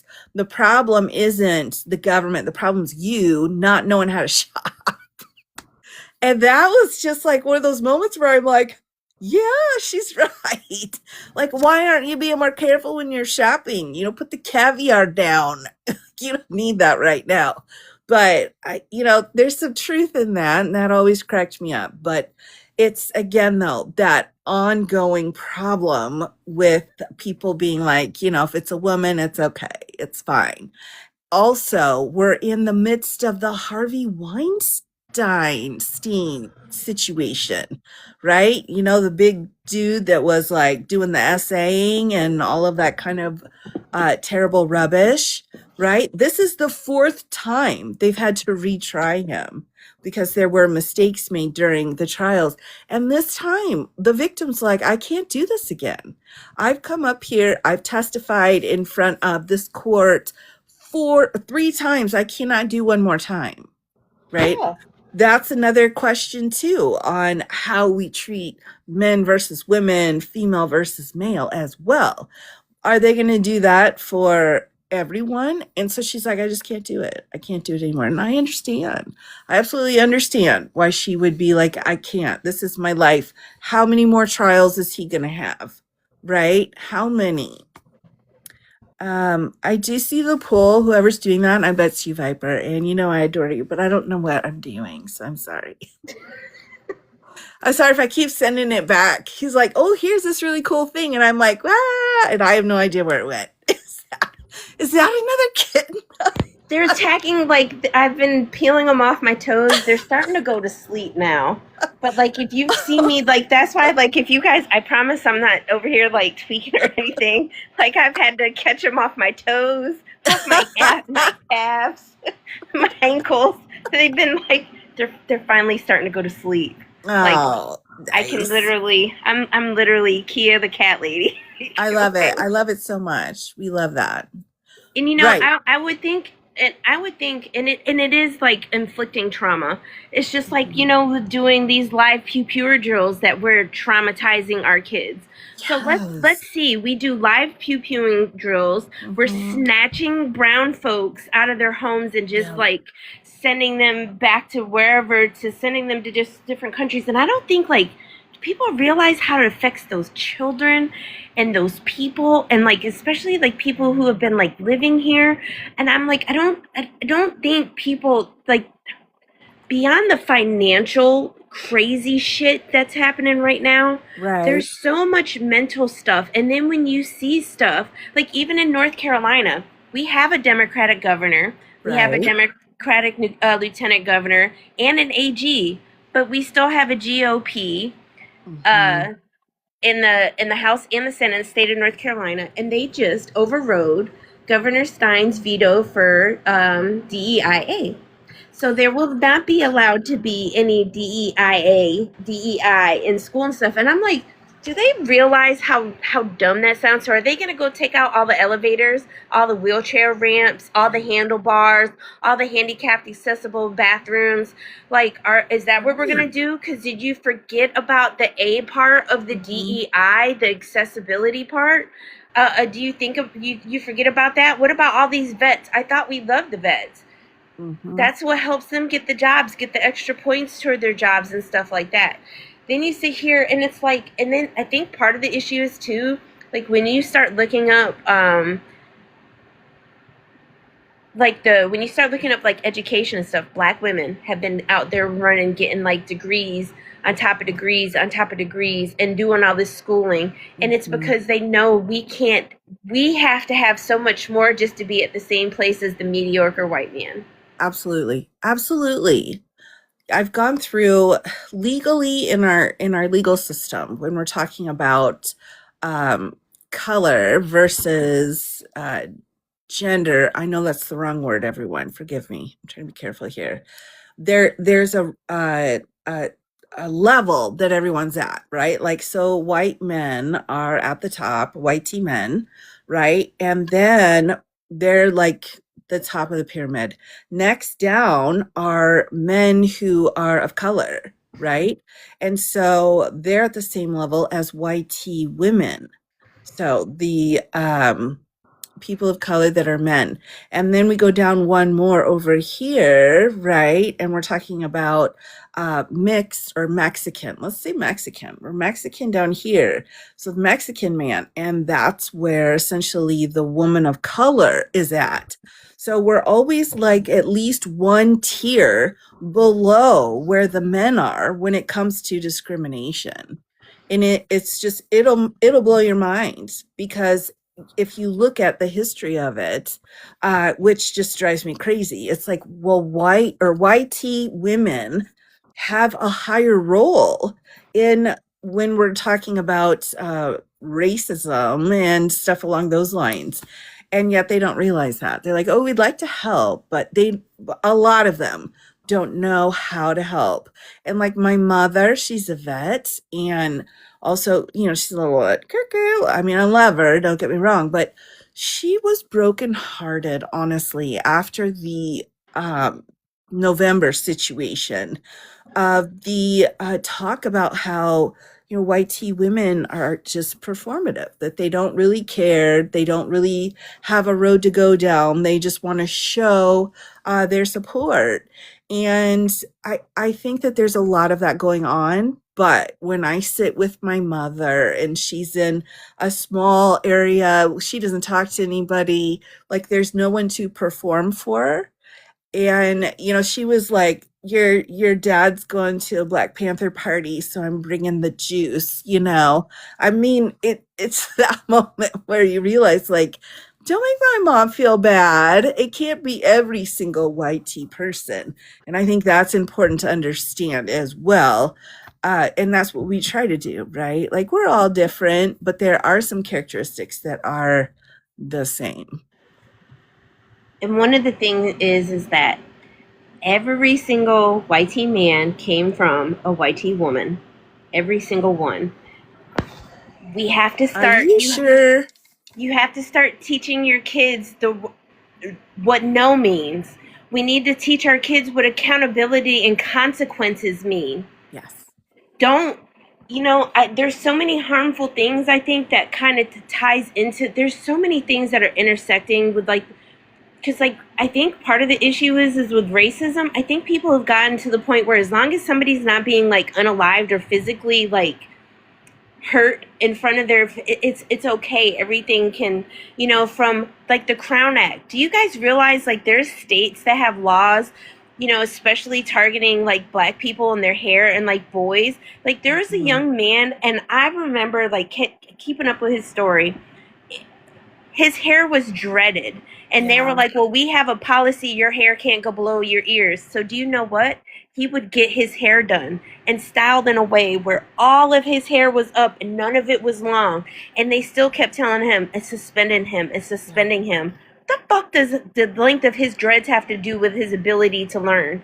He was getting all, he was doing well in his grades until they kept kicking him out of school. Right. I want one of the things I need people to understand is like the I don't see color and the I want to wear a bracelet is so performative. You have to see color. And one Mhm. of the things is like dye, and it was even brought to my attention where it's like where we have experienced prejudice and things like that against us, like what our darker skinned brothers and sisters catch is nothing compared. It's different. And I think Mhm. that's where, especially people who are darker complected, because it's like stepping in the outside and not thinking about myself, but like, how must it feel to step out of your house and you see your complexion? And I think like for people who are like I'll tell y'all, my ex, my son's father, I saw this picture of these two little girls in his backpack once. One has blonde hair, one has brown hair. He told me like years later after I found out those were his daughters. I Ooh. had no idea until after we had 3 kids ourselves that he had Mhm. other children. And like looking at them, Mhm. she had blonde hair. She looked like a white girl. But he Mhm. said he had done a DNA test. And that's why the thing is with race, it's not as simple as having a little bit of tint to your complexion. And don't get offended when people who are darker complected don't see you and don't see that you have, because your struggles, not to say that we don't have a struggle, I just realized even myself that it is different. Like I could never be somewhere and be passing. I don't, not even when I get really light in the wintertime and I turn like high yellow, as they Gotta call put it. that lotion on. You have to get the lotion, babe. But I'm scared it'll rub off and it'll be just my luck. I'll have brown on my Ah! collar, something with a tint. But Right. I Like think there's, I guess too, and let me just add to that. I think that's good. That's good information. I have to say, and again, maybe it's because I'm unique because I'm in this community where, that I am seen as that person of color, but I just it's really frustrating to me when people who are darker than me try to just set me straight and be like, you are white presenting, you speak like the white talk, you are blah, blah, blah, blah. That is really, to me, the reason it's offensive is because, like, I get it. We've got different shades of pigment here, but if we're talking about discrimination, like I'm not sure I'm ever going to be able to hit the level of someone with much darker skin. I'm never going to be able to go and be as discriminated against, I guess, because with our criminal justice system and so on. So I'm not trying to say one's better than the other. Although I do feel like there's kind of this battle, like mine was worse than yours. But what bothers me and what I've seen over the last couple weeks is like I don't even get to explain. Like I don't even get to say, hey, this is what's going on before they start screaming at me and telling me I'm YT and what am I even doing there and I'm not welcome there. Like I don't even get to talk. And you're saying before not to go up on a panel, and you're right. I only went up on one panel, and it's because I've been on multiple panels where it has been tons of people of color. It's been great. And I've had such great experiences until I went on to this panel where it was like, oh my gosh, right? And then I've tried a couple and they're just coming for me. And it makes me really frustrated that people don't listen before they start attacking. And then also, I recognize how much more difficult things would be for someone who is darker. But on the other hand, it's like, what? Like, if you're not even going to give me a minute to talk about what's going on, person by person, not group, then like, why do I need to take the time to figure out your sorrows? Right? Like I didn't even get to explain anything or talk even about this filter, and I'm already getting yelled at. That was really what hurt me so much was I couldn't even give my side of the story, right? I couldn't even be like, hey, before they're just like, you know what, you're a useless YT person. And then it's like, why are they calling YT people useless? Like you start going down this other road. And I know there's lots of different creators and different panels and such, but I don't think I can truly explain, like in my life, how thankful I've been to be multiracial and then to go somewhere and have people be like, you're not black. You're not black. And why do you even include Hispanic? Right? Like you're not. And I mean, out of my whole life after decades of this, I'm just like that broke my heart. It broke my heart. And I'm not sure how to overcome that. A lot of people too are like, we don't know what color you are because of your whatever. I agree. I agree. And I don't expect people to. But when they ask and I tell, and then they yell at me because I was like, white tea, now I'm starting to have another problem. And that I would have to say is one of the things that broke my heart over the last couple of weeks. And someone down here is saying there's a bad apple in every group of people. And I have to, exactly. And I have to remember, and what I've been learning here, and I think a lot of other people need to learn too, is that it's person by person, isn't it? It's not a group. It's not a group. It is person by person. And some of the panels that I was on, there were a few amazing people. And so I'm like, follow, follow, follow. And then like I left. I was like, you guys seem awesome. And then I'm like, bye. And that did, exactly. But on the other hand, it's like this is really one of those moments where you just need to reflect. Like there's good people and people are people.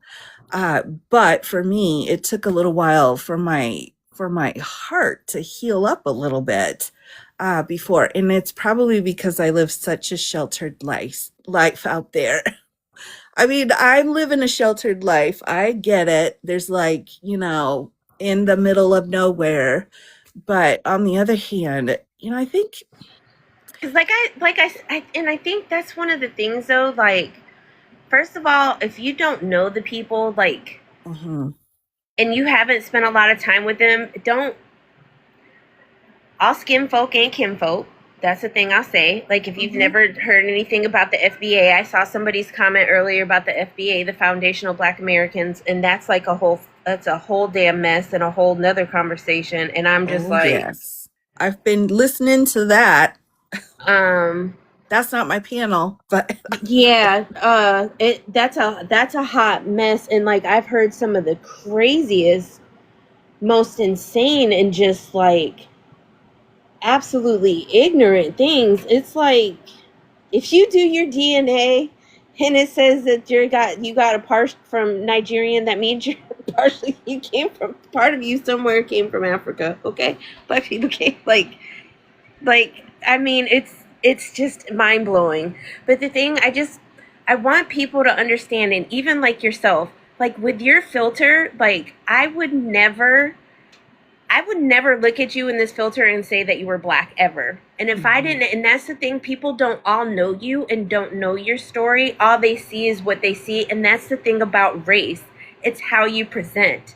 And that Mhm. filter presents as like a white woman with like ethnic hair. It's what it kind of presents as. Your hair to me is what says ethnic to me. But that's just because I'm used to being around a lot of multiracial and biracial people. And the thing with mixed, I'll explain to people like why I don't say mixed. Mm-hmm. Because even if you're black and white or brown and white or you're Mexican and Scottish or whatever, you're still human beings. We mix breeds of dogs. We mix breeds of horses. We mix ingredients to eat and cook our food with. I am Right. not mixed. I am Right. not mixed. When I learn better, I do better. I used Mm-hmm. to say I was mixed, used to say I'm mulatto, not realizing that mulatto was the bad term for exactly what I am. Yeah. It's the bad word for it. You know what Yeah. I mean? Like I I need do. people to understand, and you don't get to be offended. If somebody tells you they don't want to be called mixed, you don't get to be offended. You don't get to Absolutely. set that person's boundary for them. That was something Absolutely. I remember that, having a conversation in a certain space and people were like, well, I'm mixed, I'm a mutt. When somebody sets that boundary, respect that boundary, period, point blank. If you don't want to do it for yourself, that's fine. But when it comes to other people, respect the boundaries. If you're up here, if you see, for me, like, you can't say you're an ally when you break boundaries with people that you consider to be a friend or an acquaintance. Respect the freaking boundaries, y'all. Like I am not a cat and a dog. I am two human beings that just happen to be two different skin colors.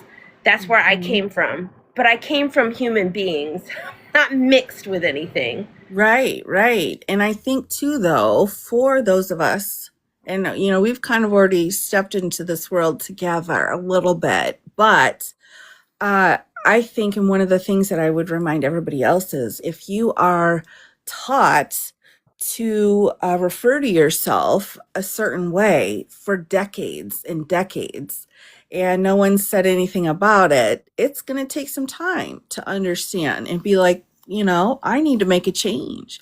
But that is a change from decades of using whatever it is. And so I think there's a place for grace in that, but I think the more education, the better. Because, I can't again, eat light it's, bulbs. oh no, don't eat the light Yeah, I'm bulbs. sorry. They're trying to eat the light bulb on the lamp. Well, you might be able to sue for that, but yeah, I mean, I do though. I think that can be very difficult, and I look around again in my rural communities, and especially the people that have never really left their community. I mean, this is like a whole new world out here, and so terms and things that have been used before that have been outdated. Like one term that I have to say has been very difficult is the word they, right? They When we're them. talking about Right, when we're talking about Yeah. LGBTQIA plus communities, which we love, but like I would prefer to be referred to as they, them. And then for some of us, we're like, wait a minute, that's supposed to be multiple people. And then we have to change our mindset because that's no longer what that word means. And it's going to take some time and we're going to make some mistakes with that. But at the end, I think it's important that everybody, is like, well, there's no malice. There's no malice in it. And it's probably a really tough subject. Like, it's a really difficult subject for me. Like, if people ask me again about my race, and I'm like, here you go. But it's very difficult for me when I think about my entire life up to this point, and where how I was referred to, how I referred to myself, those kinds of things. I mean, that's a tough road, and people get mad, and I understand. But then, I'm like, well, what? Like, how did I do something that's offensive by referring to myself? That's a good question. And I would have to put that up to there's one person here on TikTok. This is the example that I use for myself. And his name is a slur. It is a YT person slur. That's the name of his, little box. And I think to myself, like, just by putting that there, it's so offensive that, why are you out and about with other people when you've got something so offensive associated with you? So that's kind of where my mind is starting to go down that road. But this is tough. Like, I don't even know. again, I'm like, where, what? Like, what? I'm missing the dictionaries. And I think, and that's the thing, like, it's not the biggest thing I need people to understand when it comes to race, especially, is like I keep seeing people saying, like, I get upset, when people say I'm white, I'm Mexican, and all. Those are not races. Race is just about how you phenotype. It's like a bunch of other things, but it's how you phenotypically present. And if you're light as hell, people might say you look like you're white. Like when it doesn't, because it's about when somebody looks at you and sees. It's not all of your history, your background, your person, your biology. It doesn't have anything to do with your biology. It has nothing to do with your makeup. And But I think that's the part for a lot of people that are learning and engaging in this conversation is race as a social construct has nothing to do with all of those things that actually make us who we are. but why And I think not? Why that's the not? biggest thing. Why can't race include that? Because race is something that was made up by white people. By It's not a scientific thing. It's not like you can look up somebody's bones and say, hey, this person was white and this person was black. Now there are there's certain markers and certain things like now, like depending on the area that you can kind of do. But hmm race as in this conversation is a social construct. It has nothing to do with science. but It's not a who said biological that? thing. Who said that? That's when it all started. If you want to see who said that, like that's when you need to look it up. It doesn't have anything to do with the whole like physical, like social. It's not like a science thing. hmm It's a construct that was invented by people. Like there's always been white people, there's always been black people, there's always been brown hmm people, there's always been all these people. But it was when certain somebody, I think what they say is like name is like something de Harara, I hmm believe. He was a Portuguese man who started the whole construct of race. And then he was the one that started talking about people depending upon their skin color. At hmm first it was just about like the skin color, and it's kind of evolved the as the sophistication of the world has gone. It's kind of adapted and it's went more. So hmm race, it's like you analytical thinking people like who think like it doesn't have anything to do with my dad being black, my mom hmm being white, like my mom being from Scotland, my mom being from Australia. Like all of that stuff doesn't matter. It's just about what somebody looks at. And I think, and if that part of the conversation you don't understand yet, hmm there's some other creators who have done a lot more research and in depth into it. I can tell you it would not be a panel conversation. It would be something you need to sit in the Right. conversation Well, and you and would want to be listen, and good. a lot of people would probably be very uncomfortable by a lot of the things that you hear. I don't doubt it. One thing I would put, and the one thing that I've been noticing with the research is this idea of the legal piece of it, right? Like there's multiple pieces, but when we're looking at the legal piece of it, we use race that way. We use race to cover everyone. When we're looking at definitions and terms or hate crimes to charge or whatever, like legally, race is tossed into that. So it's not been pulled out far enough, in my opinion, for people to understand it yet, right? Like it doesn't, even in our constitution, my constitution in this state, it says race. And so then it's like, well, what is race? But we don't know, but it's in the Constitution. That's why it gets confusing, to me at least, is that there are places where it is, where we're supposed to follow the rules and do what we need to do carefully. And then this social construct idea that is important, and I think it's Sorry. very, no, it's okay. The cats are trying to get you down.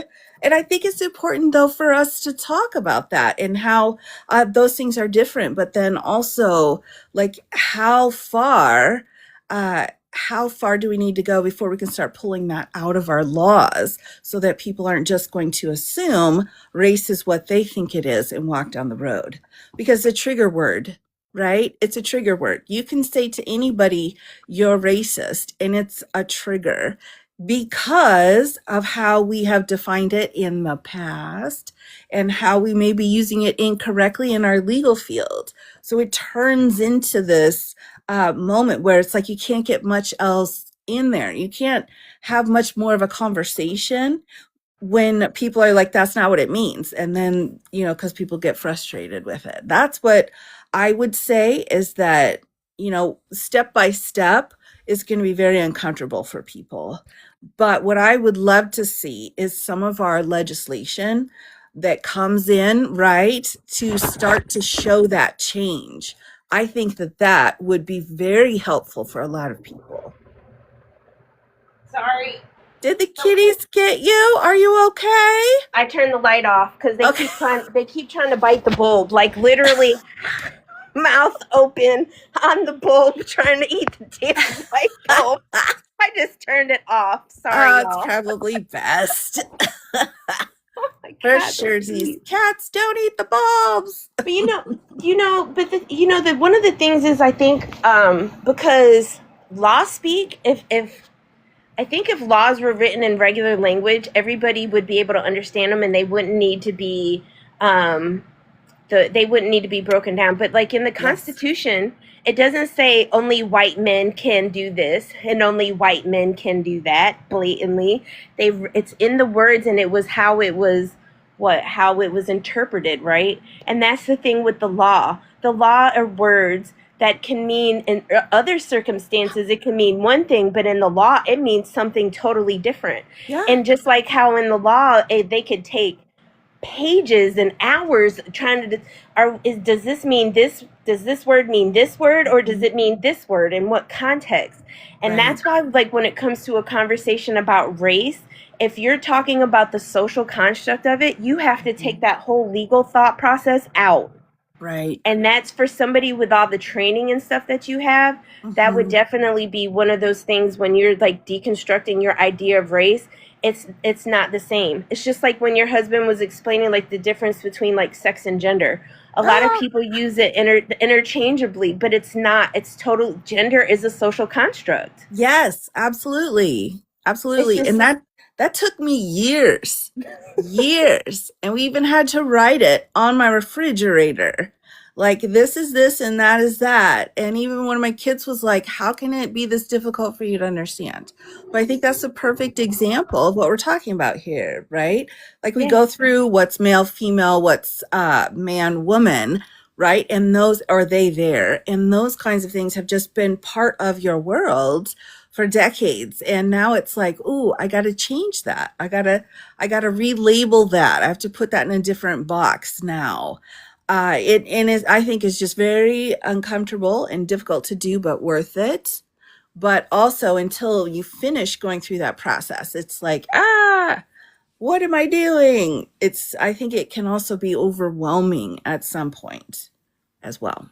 for sure. And I think in race is going to be, like I said, it's one of those things that are constantly evolving. I Hmm. wouldn't like if you go to Canada, they've recognized like 20 something different indigenous groups of people. Ooh, Like 20, it's like 21, 26, something like that. And it's all indigenous is grouped into one. yeah, And the fact, like with white people, it's like white or white non-Hispanic or white right. Hispanic, you know what I mean? And it's like, Oh yeah. it's even different. Like when you start looking up different countries, other countries recognize like 10 different races. And so that even changes depending on where you're going. But when you're in the, and the other thing is too, is like AAVE. Do you know what AAV is? I can't remember the acronym, but what is it? Is that the like original? African American Vernacular English. So Yes. like codes, it's kind of like when you code switch, when they say like you talk like a white girl. I had like my son, that's Mhm. like milk chocolate complexion. His verbiage, if you just hear him and you've never seen him, like some of his online friends thought he was like very white. He's very not. He's very Right. chocolate. But you know what? He knows, like, it's like code switching.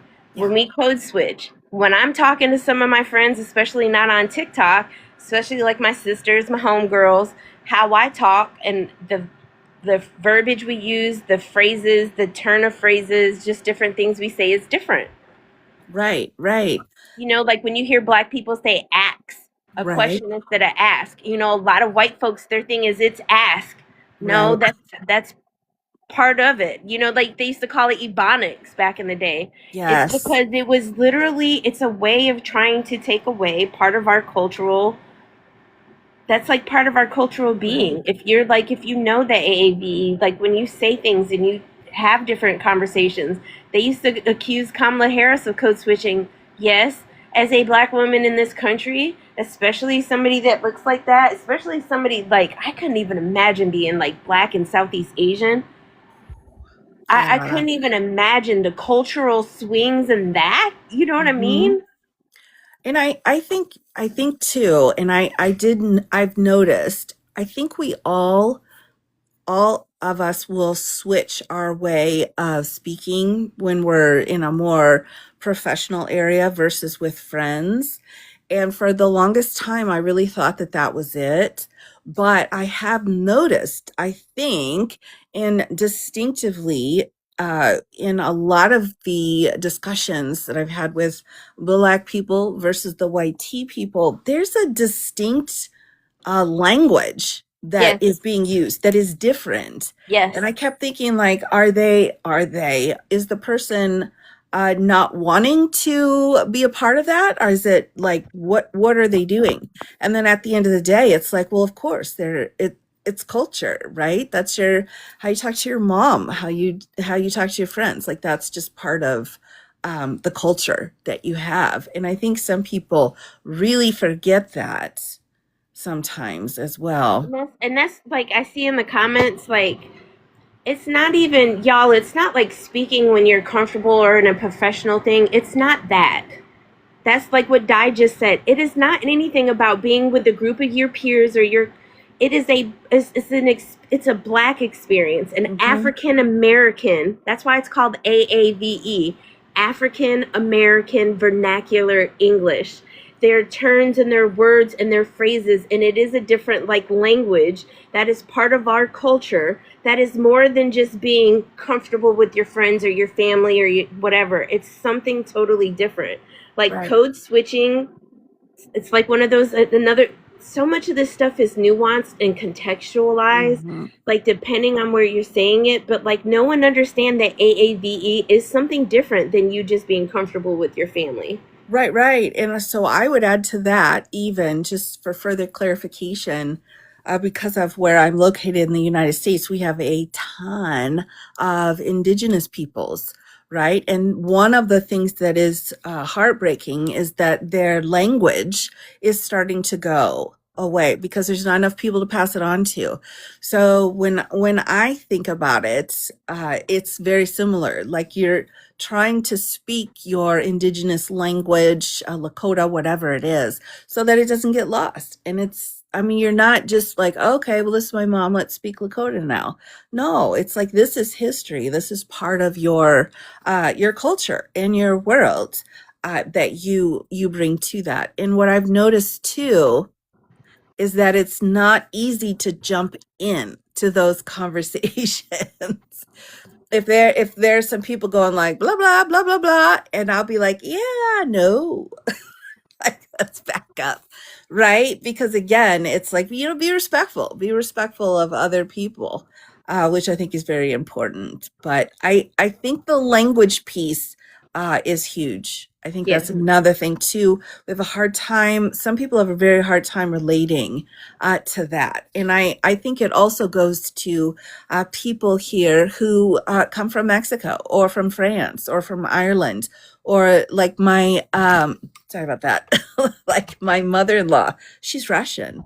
And so she and her son, they speak Russian. That's because they want to keep their language going, not a comfort absolutely. level. That's like when I hear like I don't like people are like, well, they're in America, they should speak English. Well, first of all, the United States does not have a formal language. Hmm. We have like over like 450, I think, different spoken different vernaculars and things. And again, like this is where I'm talking to y'all in the chat, especially Mm-hmm. y'all ladies.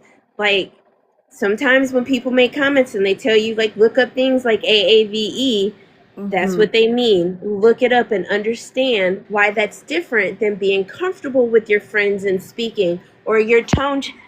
I'm from upstate New York and I live in North Carolina. This summer it'll be 20. How many years ago did I graduate high school? 28 years ago, I graduated high school. I had to learn how to speak slower when I moved here because they always asked if I was Puerto Rican because Right. I talk so fast. And I had to learn how to slow down. When I go back up north, I end up speaking within a couple of days. I speak fast. That is not the same thing as AAVE, okay? I need y'all to understand that. That's not Right. what AAVE is. Right, right. I agree. I agree. And it's taken me a little time to actually be able to hear it when I've been out and about because I don't get out and about very much. But the other thing too, I guess that I would add is like I don't know that language. I mean, I didn't have people around me that were speaking that language. And so like I only have the YT language. So I can, it's not like it's a requirement for anything, but it is another one of those moments where I feel separated from my own culture. Because I that's an element of the culture and I don't know it. So, that's kind of another level too when you're looking around and trying to figure out who you are. But I now that I know what it is, like before I was like, oh, what's going on? But now that I think it's great. And again, as our indigenous folks, right, you have a language that is so important to your culture. You should use it. Use it so it doesn't get forgotten. I saw a video the other day. There's a lot of indigenous people to where I'm from. Like, some people may have heard about the Lumbee who just got their federal recognition. Hmm.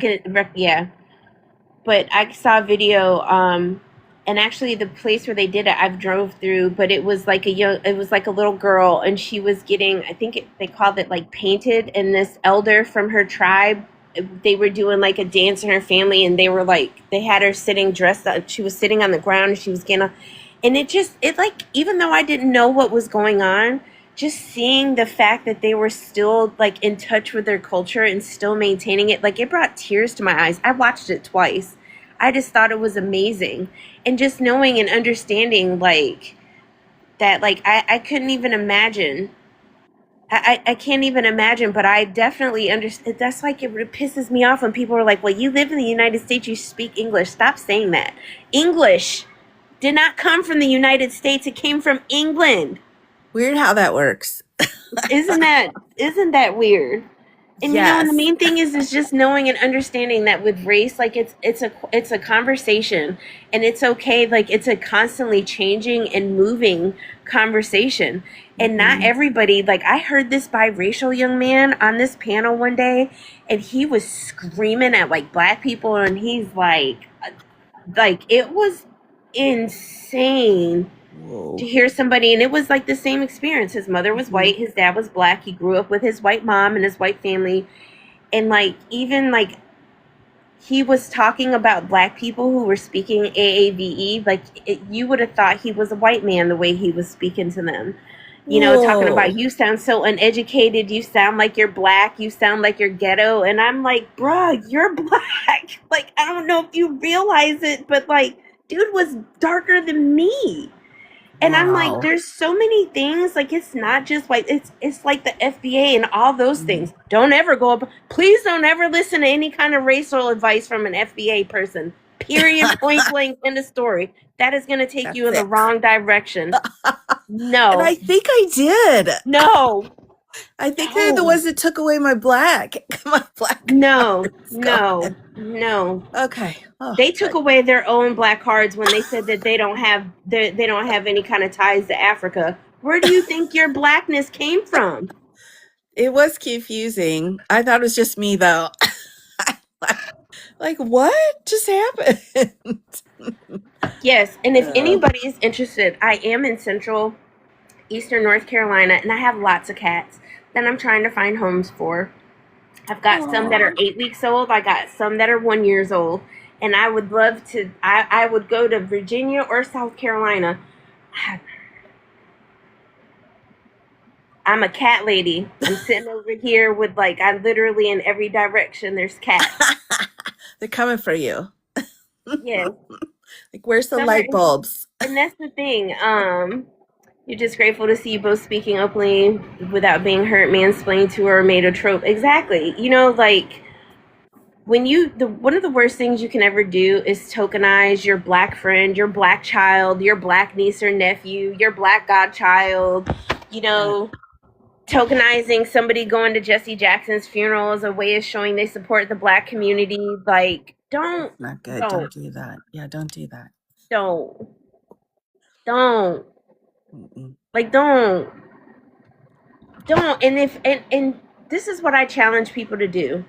I see some of you guys in here, especially a lot of the white ladies that are in my space. I see them in black and brown spaces, and I see them paying it. I see them participate in the conversation without centering themselves. That's the other thing. Don't ever center yourself when you're, especially as a white person, as a white woman. A lot of times, like they get like demanding and they want to center themselves in a conversation. Don't do Mm-hmm. that.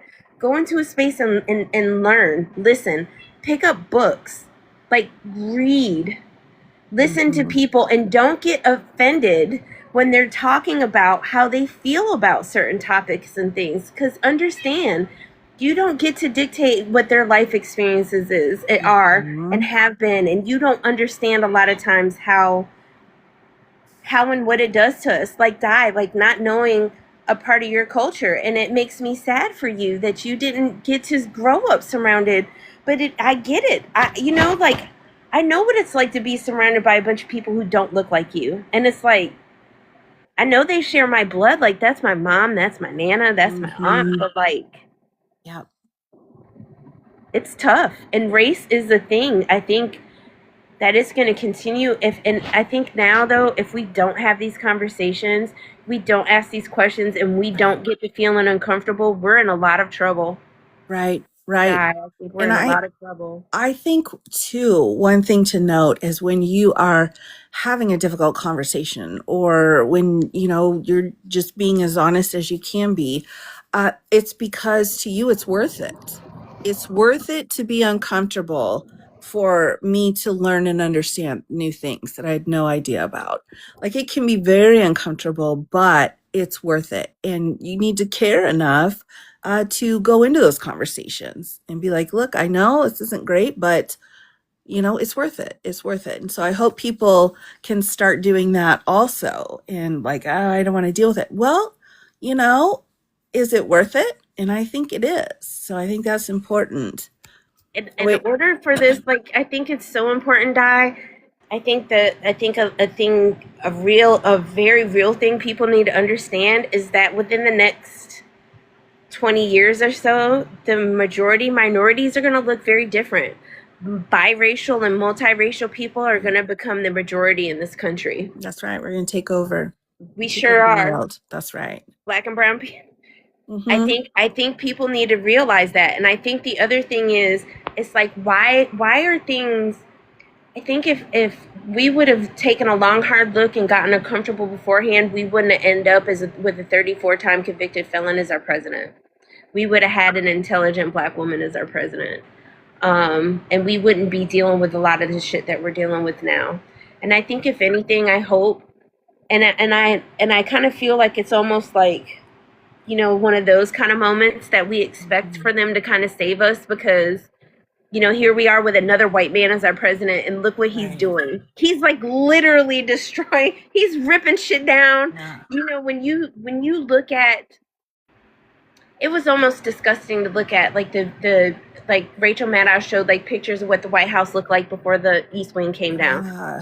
and all of the different changes, like the reflection pool and how the yard looks after that UFC fight mess and how it Mm, all looks.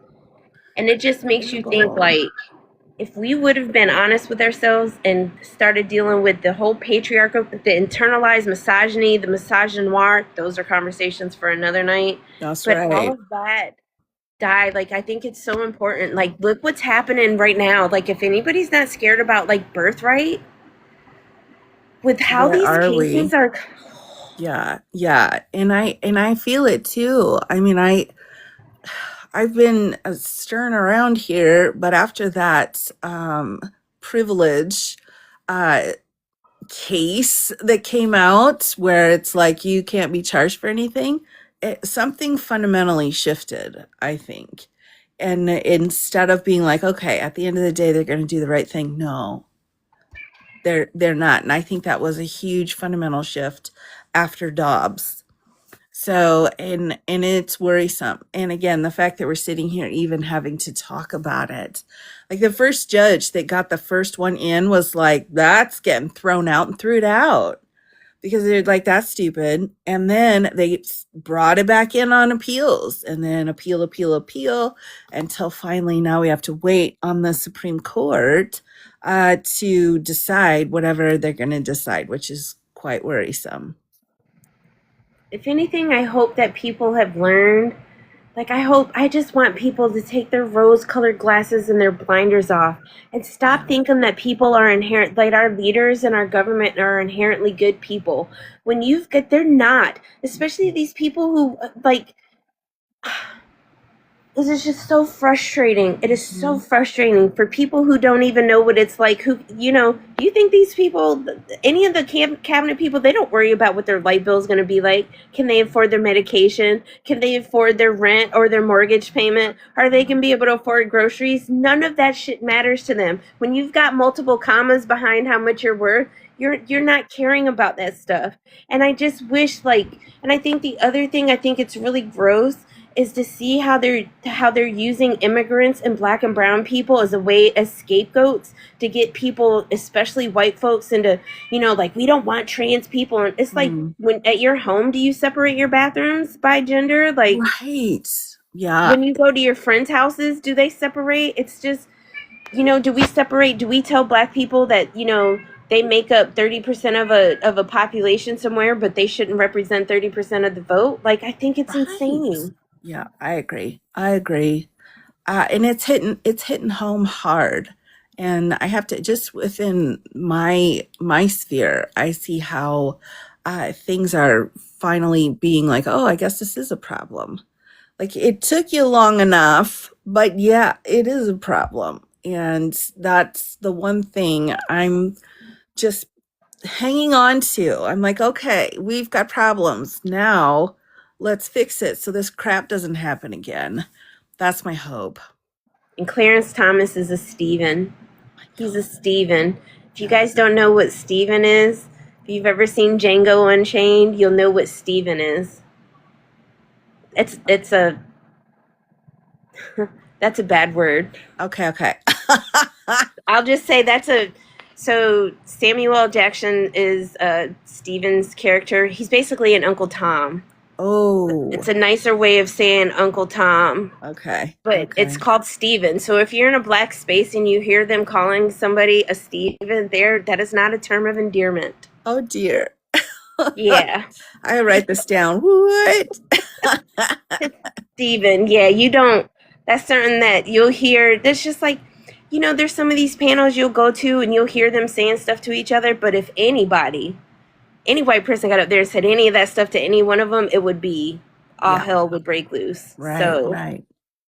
Yep, yep, I agree. I agree. I think this was a great conversation. Oh my gosh, I think so too. Oh my gosh, I adore you, hun. I always learn so much when we can chit chat. I appreciate you so much. Definitely. And I think it's different when you get to do it in a conversation space. There's Hmm. not a shit ton of people in here and we can just talk about it. And, Exactly, exactly. I know that we have. Another light bulb. No, like the little ones are. They try to keep up with the bigger ones, but they're really kind of.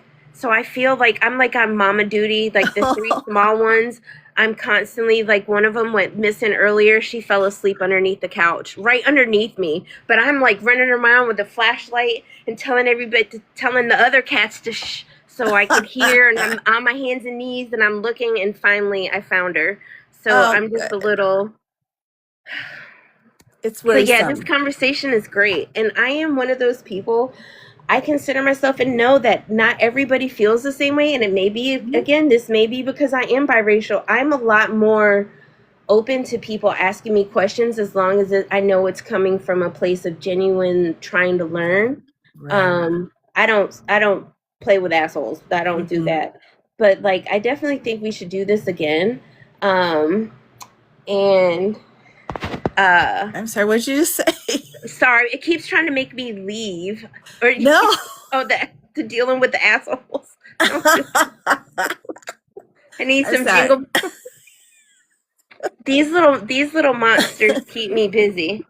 I bet. I bet you need a little bell so you can Oh hear my them. gosh, if I had little bells, y'all, it would be like, ting. I would probably be walking around like with my head shaking like that, tweaking. That's a good point. Good point. Mental health's important. Yes, for sure. But I think we should definitely do this again. And if you have questions, like write them Yeah. down. If you guys are in spaces and you hear something, again, like one of my biggest things is if you hear something that makes you feel uncomfortable, don't feel the need to comment. Write it down and think about it and sit Yeah. and take it in. Like, why does that make me uncomfortable? Hmm. Hmm. Yeah, I And would never sleep. that no sleep for you. Well, Yeah. with that, my friends, we shall say goodbye so you can get your kitties that are trying to assassinate you. Oh my gosh. I swear to God, I'm going to be even more gray than I already am by the time Oh, they're all gone. it's all right. It's all right, hun. Gray's the new cool color for here. Oh my gosh. Well, thanks for coming on, honey. It was just really short notice, but I thought, let's do it. Let's talk. And I'm so thankful you could do that with me tonight. Absolutely. No So problem. we'll And if have you to come do it up with more again. questions, let me know. And I hope we can do this again. And thank you Absolutely. guys for all the gifts and everything like that. I really appreciate it. I'm Yeah. sorry, like I try to get with all the fans and my ACs running, I was locked in on you, so I did miss a lot of the chat because I was just like trying to make sure I caught everything you were saying. No Um, worries. No worries. We'll catch it next time. but I hope you guys have a great night. Thank you guys again for all the gifts for Di and I, and thanks you guys for being here. This is fun. This was really fun. Take care. Bye. See you later. Bye.